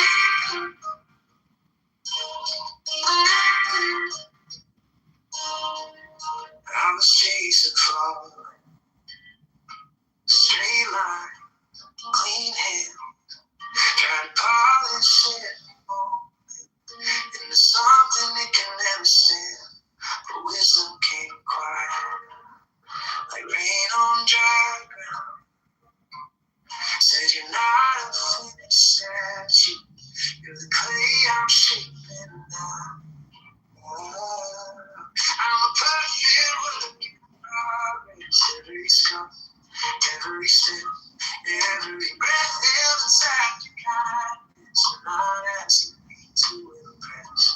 You call this beat, breaking heart.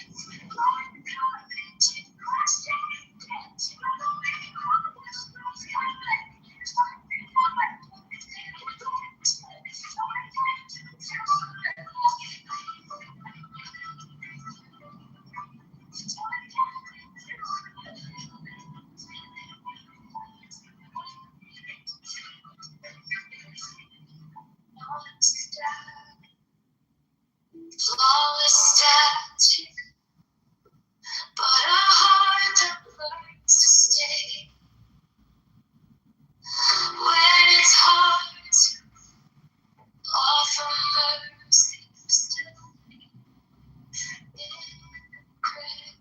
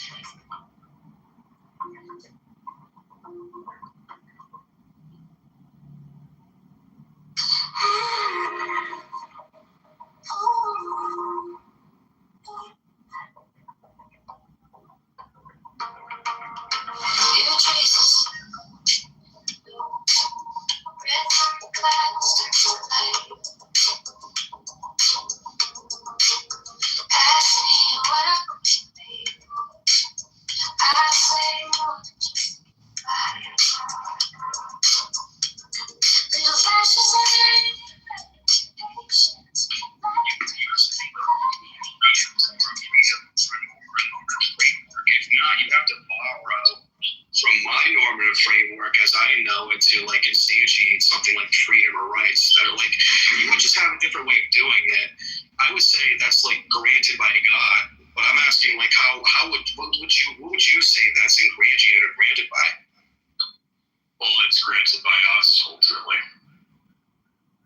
I mean, so the state of affairs are completely contingent on what the meaning of freedom is, and that can change. So freedom is just like optional at the end of the day in your worldview.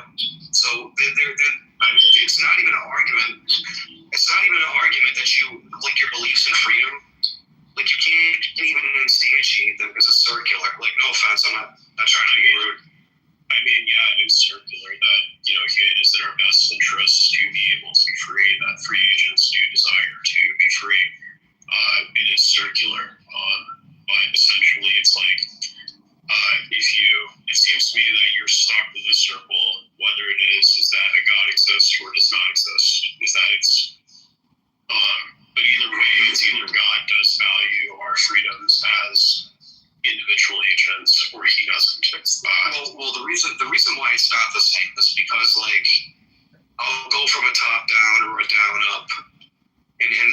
engineer either which way, and then I'm just going to get up at like God at the foundation of that. Now you can reject that and say not God, but then I'm going to ask you, like, what in the not God worldview is going to like instantiate this value that you have?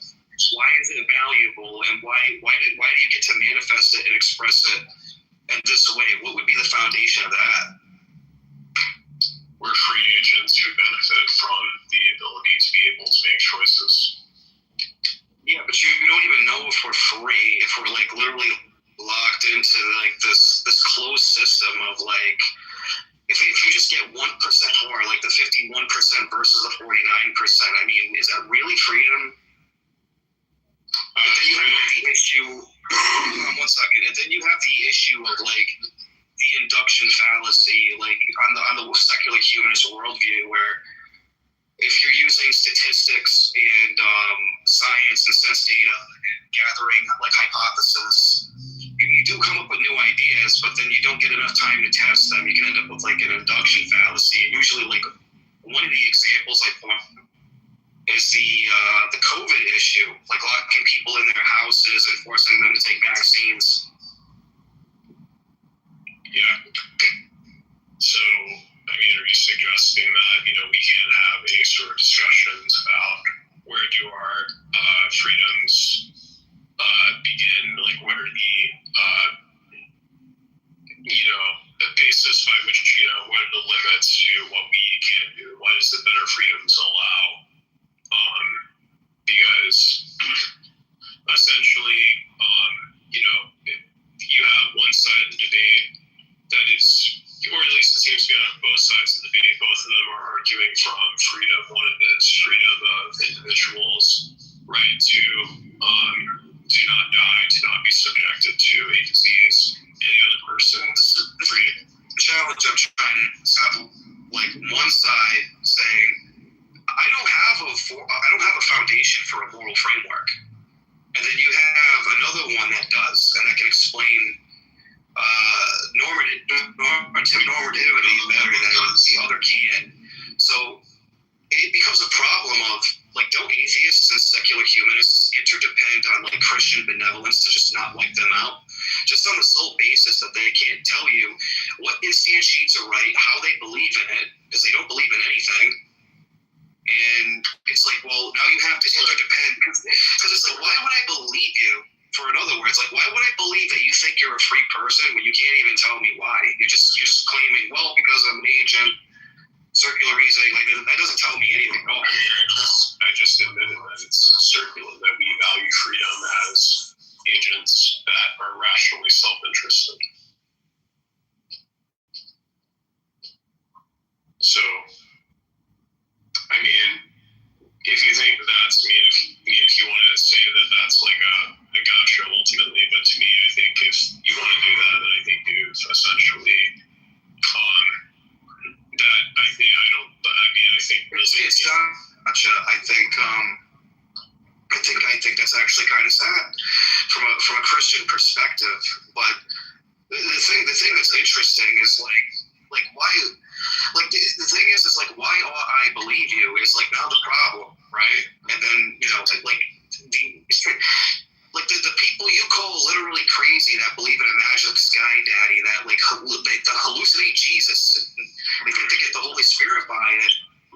It's kind of strange that we actually have like a foundation, a good reasoning, instantiations behind it, and these are things that are just not invented. And like in my view, I think that you as a person, whether you believe in God or not, deserve dignity and to be treated with respect and human rights in the same way that I treat other Christian people. You get what I'm saying?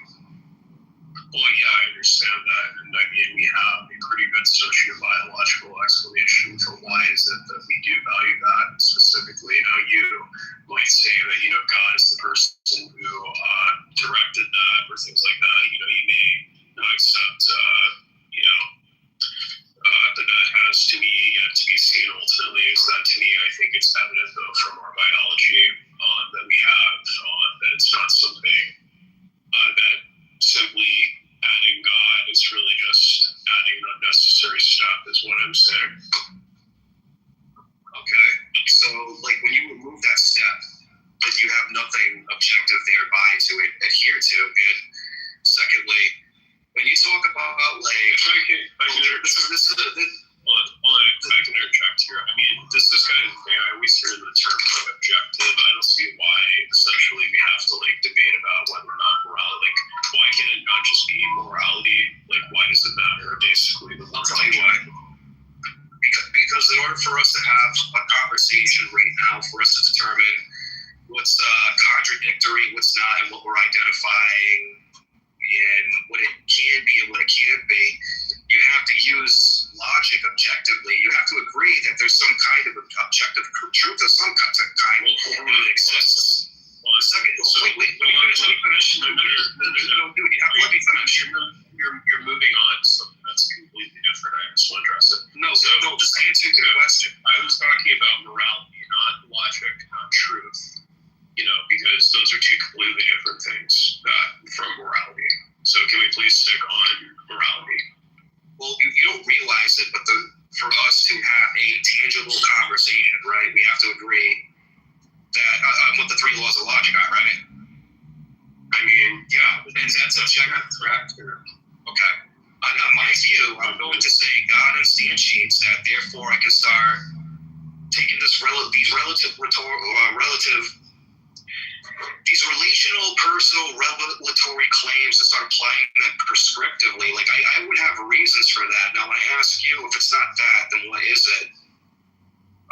You're not going to have no basis of saying it's all objective. It's all purely subjective on your basis, and then language becomes selective and preferential.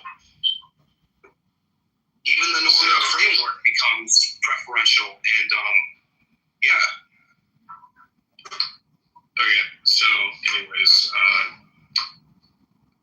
essentially, logic is something that we ourselves created, and I know you might say, well, then what basis? And the reason is because, it works, or at least according to our thought pattern, it's something that does work, but it's not something that, is like fixed as a universal absolute. It's something that that's purely descriptive, because that's just the way that our thoughts work. It's like, and it's why logic has changed ultimately, and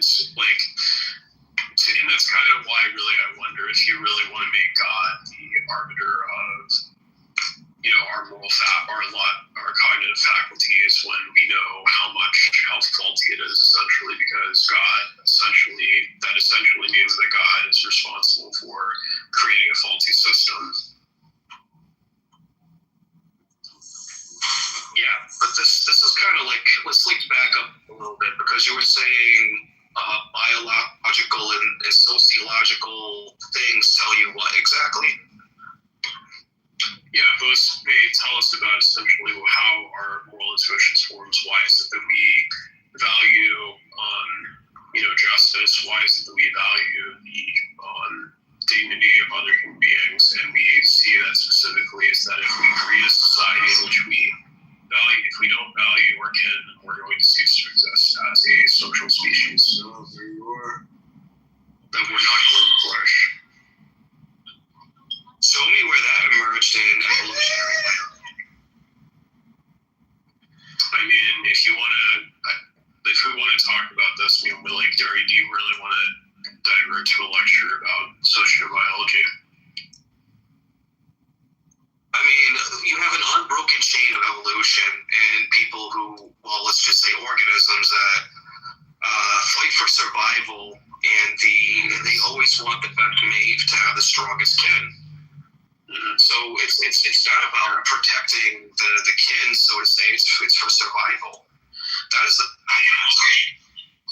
Okay. So do you know of any species in which essentially they can function in which it's okay for you to kill your own kin?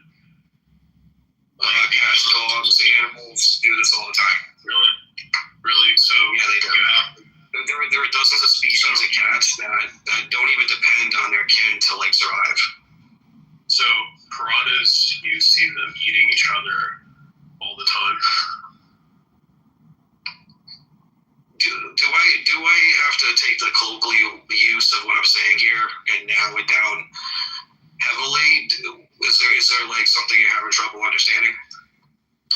Well, yeah, because I understand it's like it happens, but like usually like those people, like those species, it's like taxes of the species is okay with it happening when it goes against like how is it that they're going to survive then if the species is going to be okay with them killing their own young? I'm just saying they're built more so for survival, not to care about their kin. Well, that's just, to me, if you look at sociobiology, there's essentially animals put a lot of investment into their young, ultimately. It's not just innate to humans. Some animals are being from the same giants like this.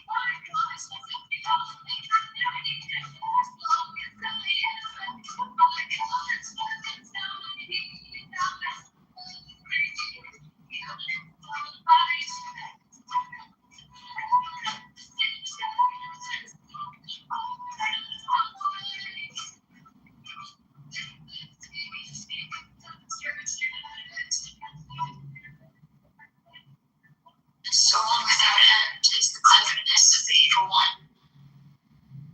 In exploiting our weaknesses, our likes and dislikes. I need to be free of those things that I need to do. In order to achieve my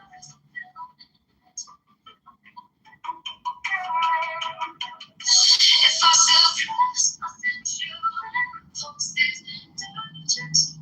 I'm being hard to understand.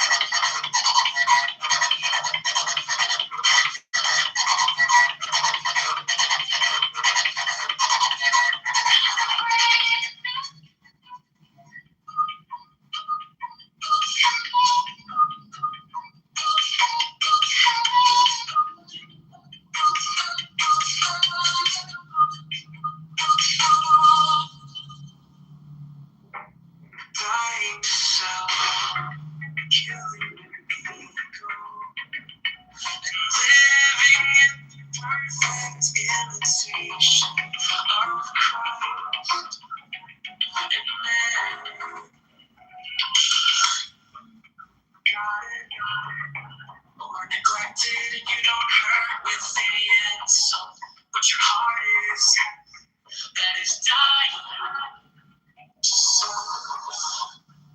When you realize this,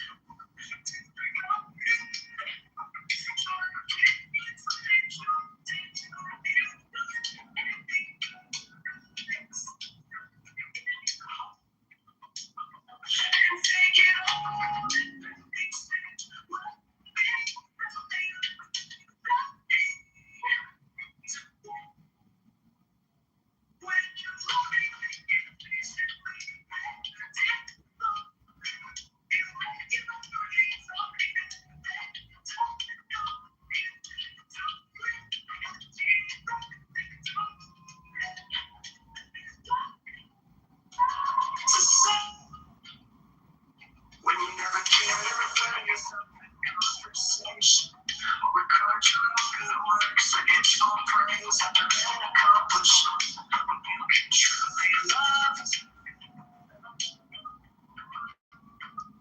when you can see.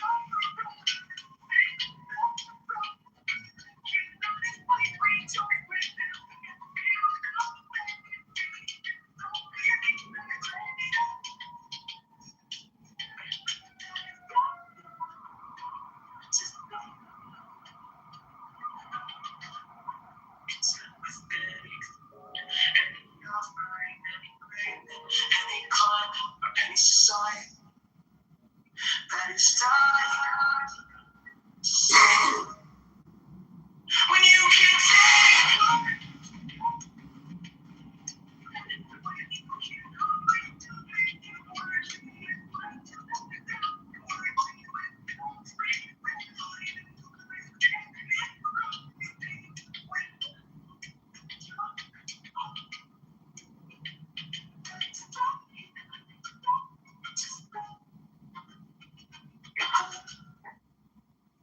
dying to self, killing your ego, and living in the perfect imitation of Christ and Mary.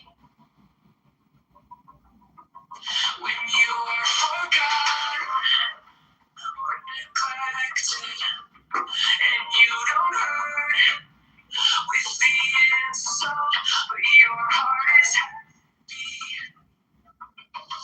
That is dying to self. When your advice is disregarded, your opinions ridiculed, and you refuse to let anger and take it all in patience. Love is dying to self. When you're disorder, irregularity, selfishness, and annoying. That's Jesus, that is dying to self. When you never care to refer to yourself in conversation or record your own good words or ask for praise after an accomplishment. When you can truly love the people, that is dying to self. When you can see your brother, you can't honestly rejoice with them.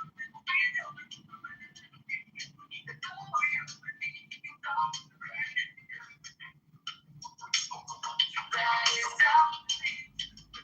When you are content with any food, any offering, any raiment, any climate or any society, that is dying to self.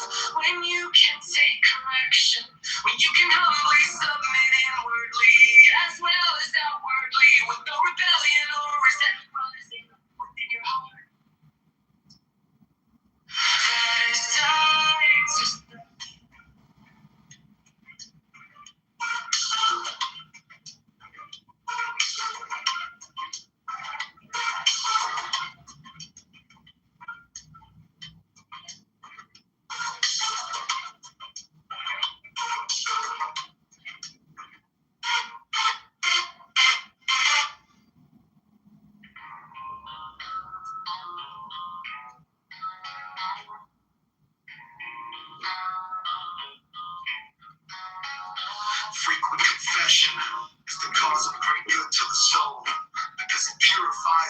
seals it and confirms it in the service of God. We ought not therefore to omit confession on the next days or any business whatsoever, but go to confession first, to business afterwards, and the first will help the last.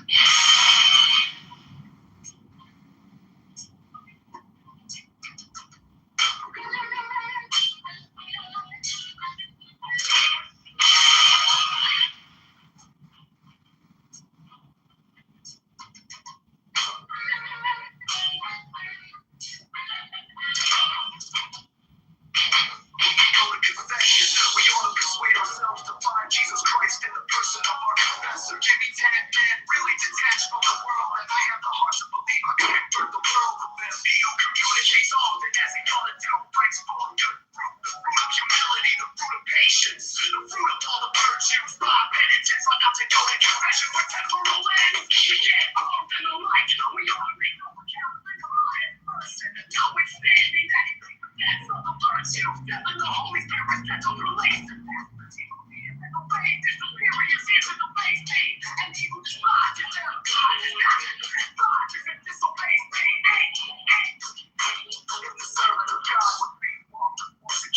There's so many snares scattered in every place. He should have a blessed lady as his mediatrix with her son. I'm a sick man, may desire to get well, provided he feels this desire always within him. Please God, if it is good for my soul, we can do many good things in health when sickness is. There's no fault doing tendencies just we ought to ask God to give us patience. Because it often happens that when a man gets well, he not only does not do the good he proposed to do when he was sick, but he multiplies his sins.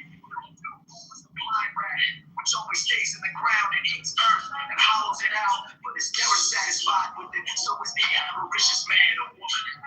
12 penitents should never make vows without the advice of their spiritual fathers. If we do make such vows, it is best to make them conditionally. Masses said on Lucy's day with this bargain. If I can, if I do not forget it, because if I do not remember it, I do not. I do not wish to be bound. I do not wish to be bound.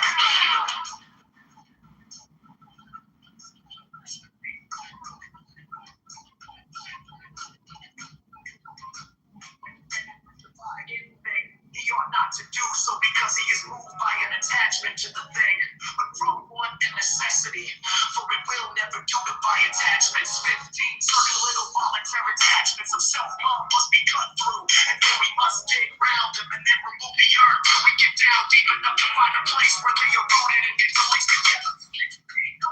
Be ready to endure and to a virtuous motive, be mortified by others, and you know it's comprehensive to be in that order with others and regarded and driven away as an ingredient.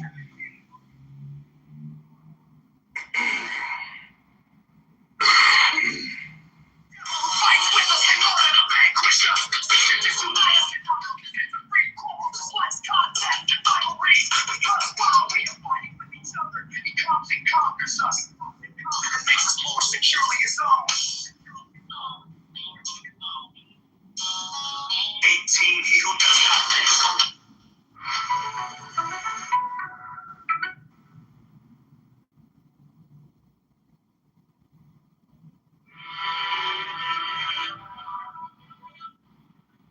First, God said, oh Lord, what kind of love is this? Love said to me, this is love.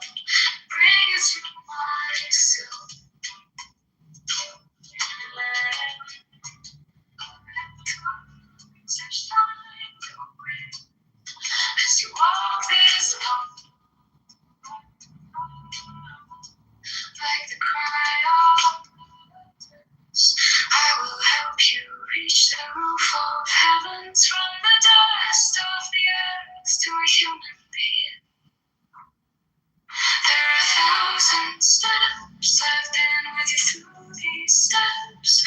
I've held your hand and walked by your side, and I will be with you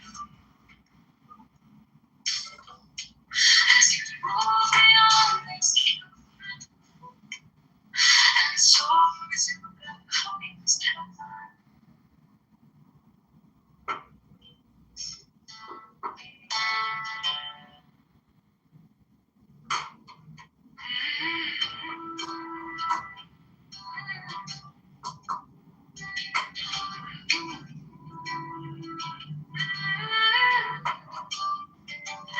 I've come to take you by your hand and bring you to myself. I've come to shine your way as you walk this path. I'll make you guiltless, I'll make you fearless, then I'll place you the brightest point in the universe. I have come like the breeze of spring to your field of flowers, so I can hold you by my side and embrace you from the top. I have come to take you by your hand and bring you to myself. I have come to show you your dreams. Walk this path. Life's a cry out loud. I will help you reach the roof of heaven. From the dust of the earth to the human being, there are thousands steps I have kept you. Through these steps I have held your hand and walked by your side, and I will be with you as you be on this road, and soar to the highest heaven.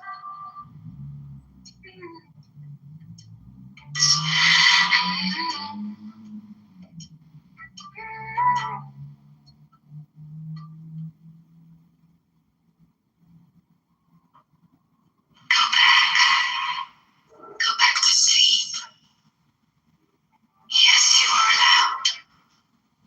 You who have no love in your heart, you can go back to sleep. The essence of love is exclusive to us. You go back to sleep. I have been burned by the fire of love. You who have no such yearning in your heart, you can go back to sleep.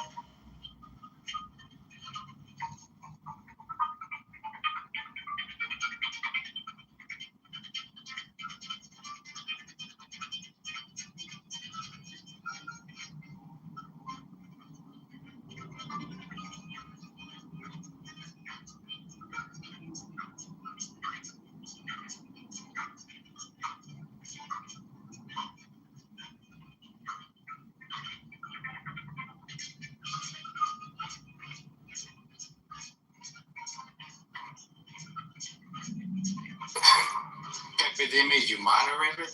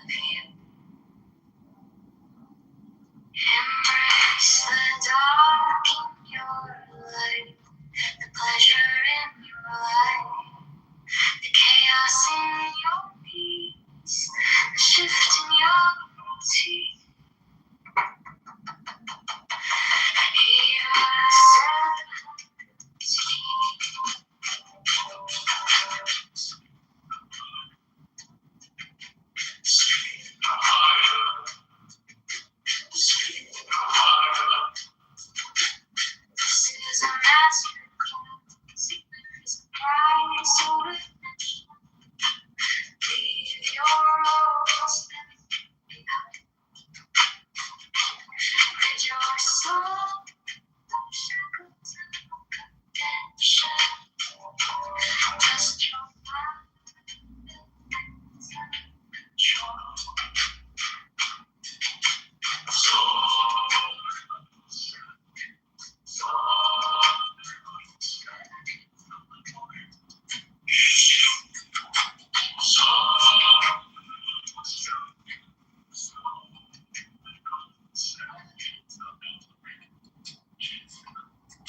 The beloved is you. You are the deity that you worship.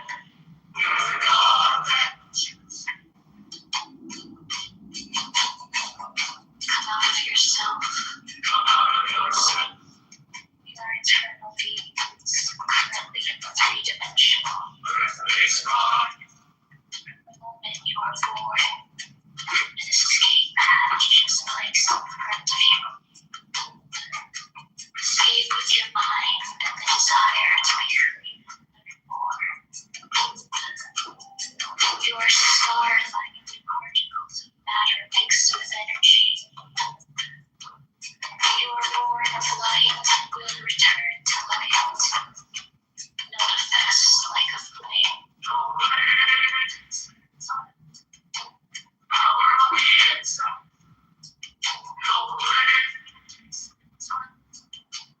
Power on the inside. Enjoy this bounty. Eat your heart out. Now listen to you. I get you.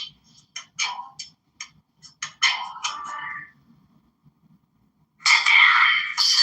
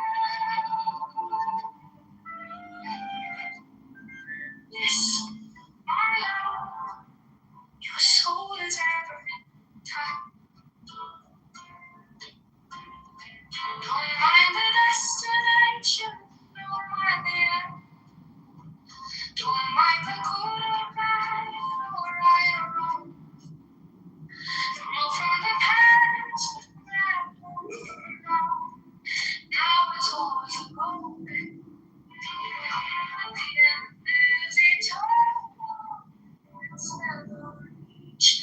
As there are billions of stars, there are billions of steps, there are billions of souls, there are billions of ways to grow.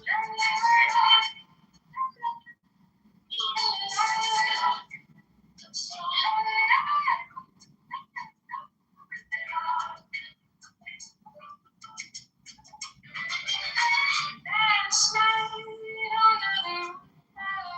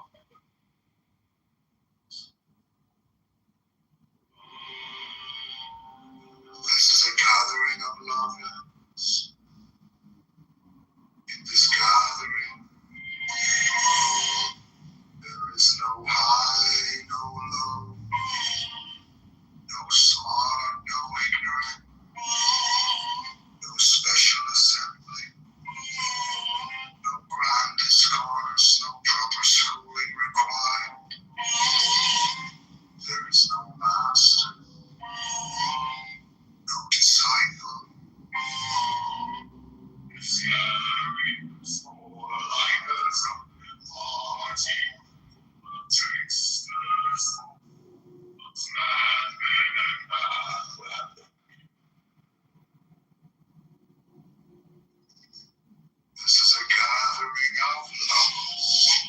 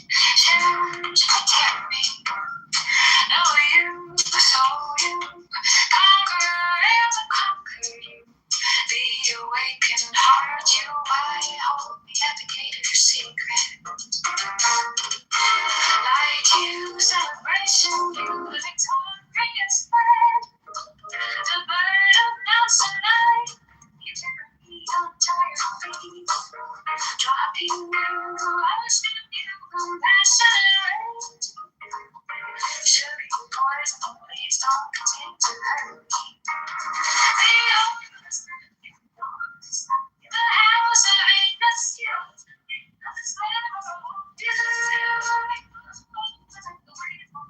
All day, night, you life, lasting in the glimpse of the mirror.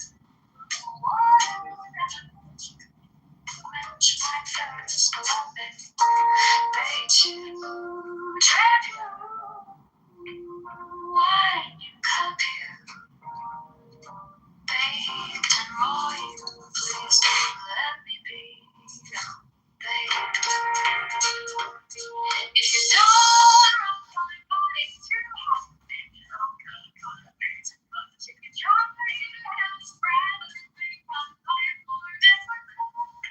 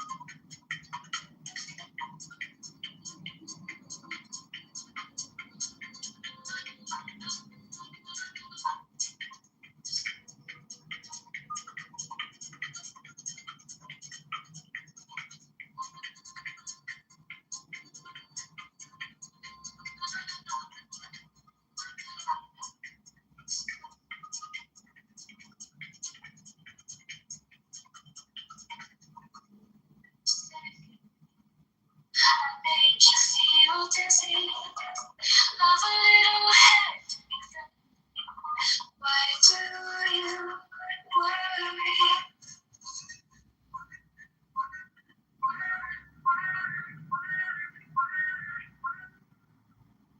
Settle down. What kind of mood is this? Love said, this is not what question. Be silent. I said, oh love, what kind of face? Until you are human. Love said to me, this is beyond anything that you know. Be silent. I said, you listen to me. I am doing anticipation. Love said to me, that is when I want you.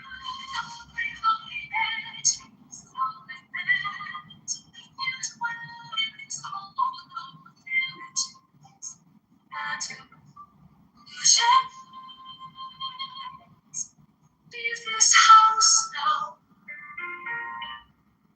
and be silent. I said, oh Lord, tell me this. Does the Lord know it's treating me this way?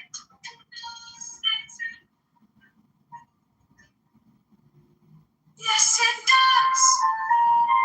Just be total.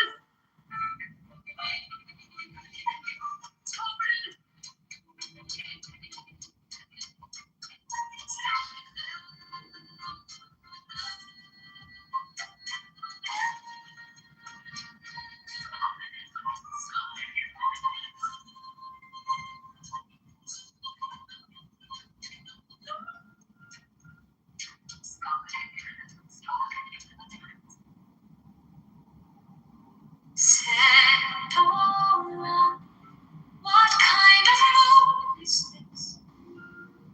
Love said to me, this is not fair to question. Be silent. I said, oh love, what kind of things? Angelic or human? Love said to me, this is beyond anything that you know. Be silent. I said, please, now listen to me. I am dying in anticipation. Love said to me, that is where I want you. Always on the edge, be silent. You dwell in this hall, images added.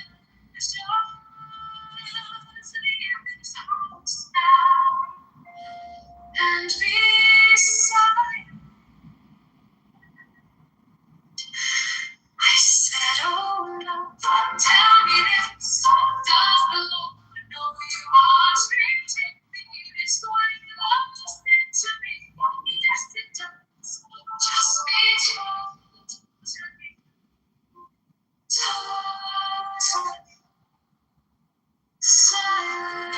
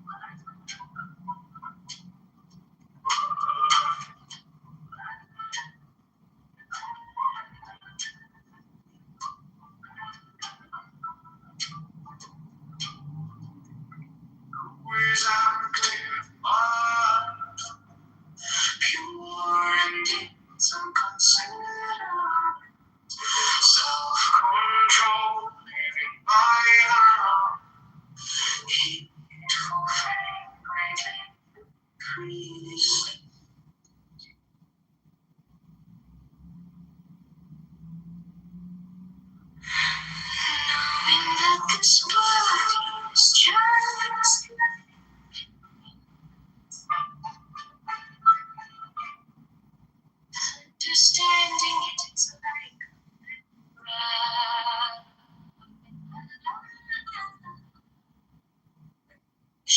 cutting off martyrs' flowers and petals. One should go beyond of death.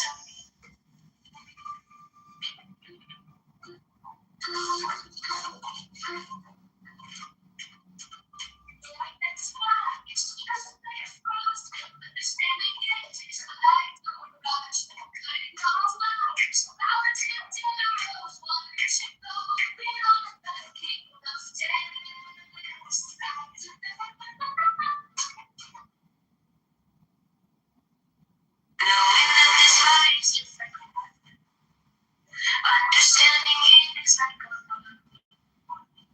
cutting off flowers, wrapped in arrows, watching over the king of death.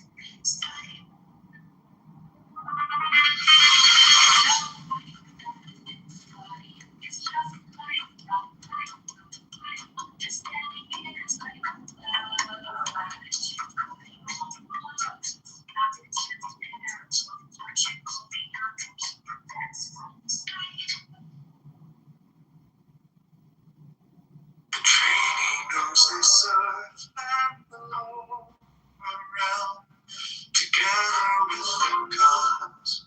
The trainee will reflect on the well-taught defense of God.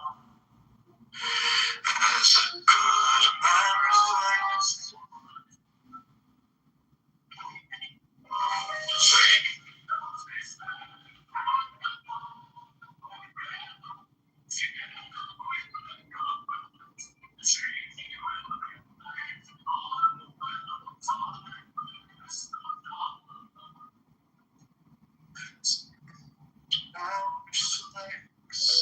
on a flower.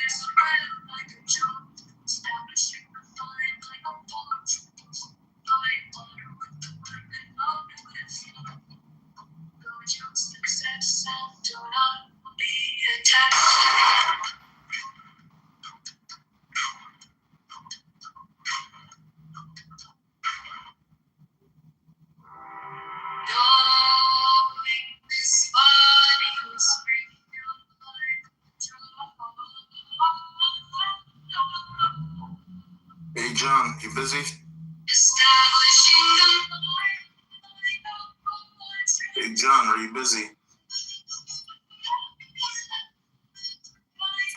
Hey John, are you busy?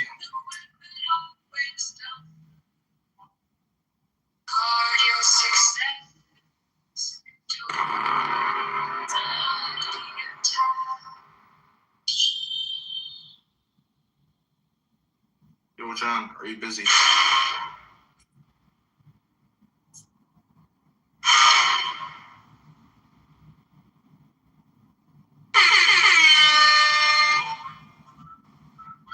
Settled mind, who does not know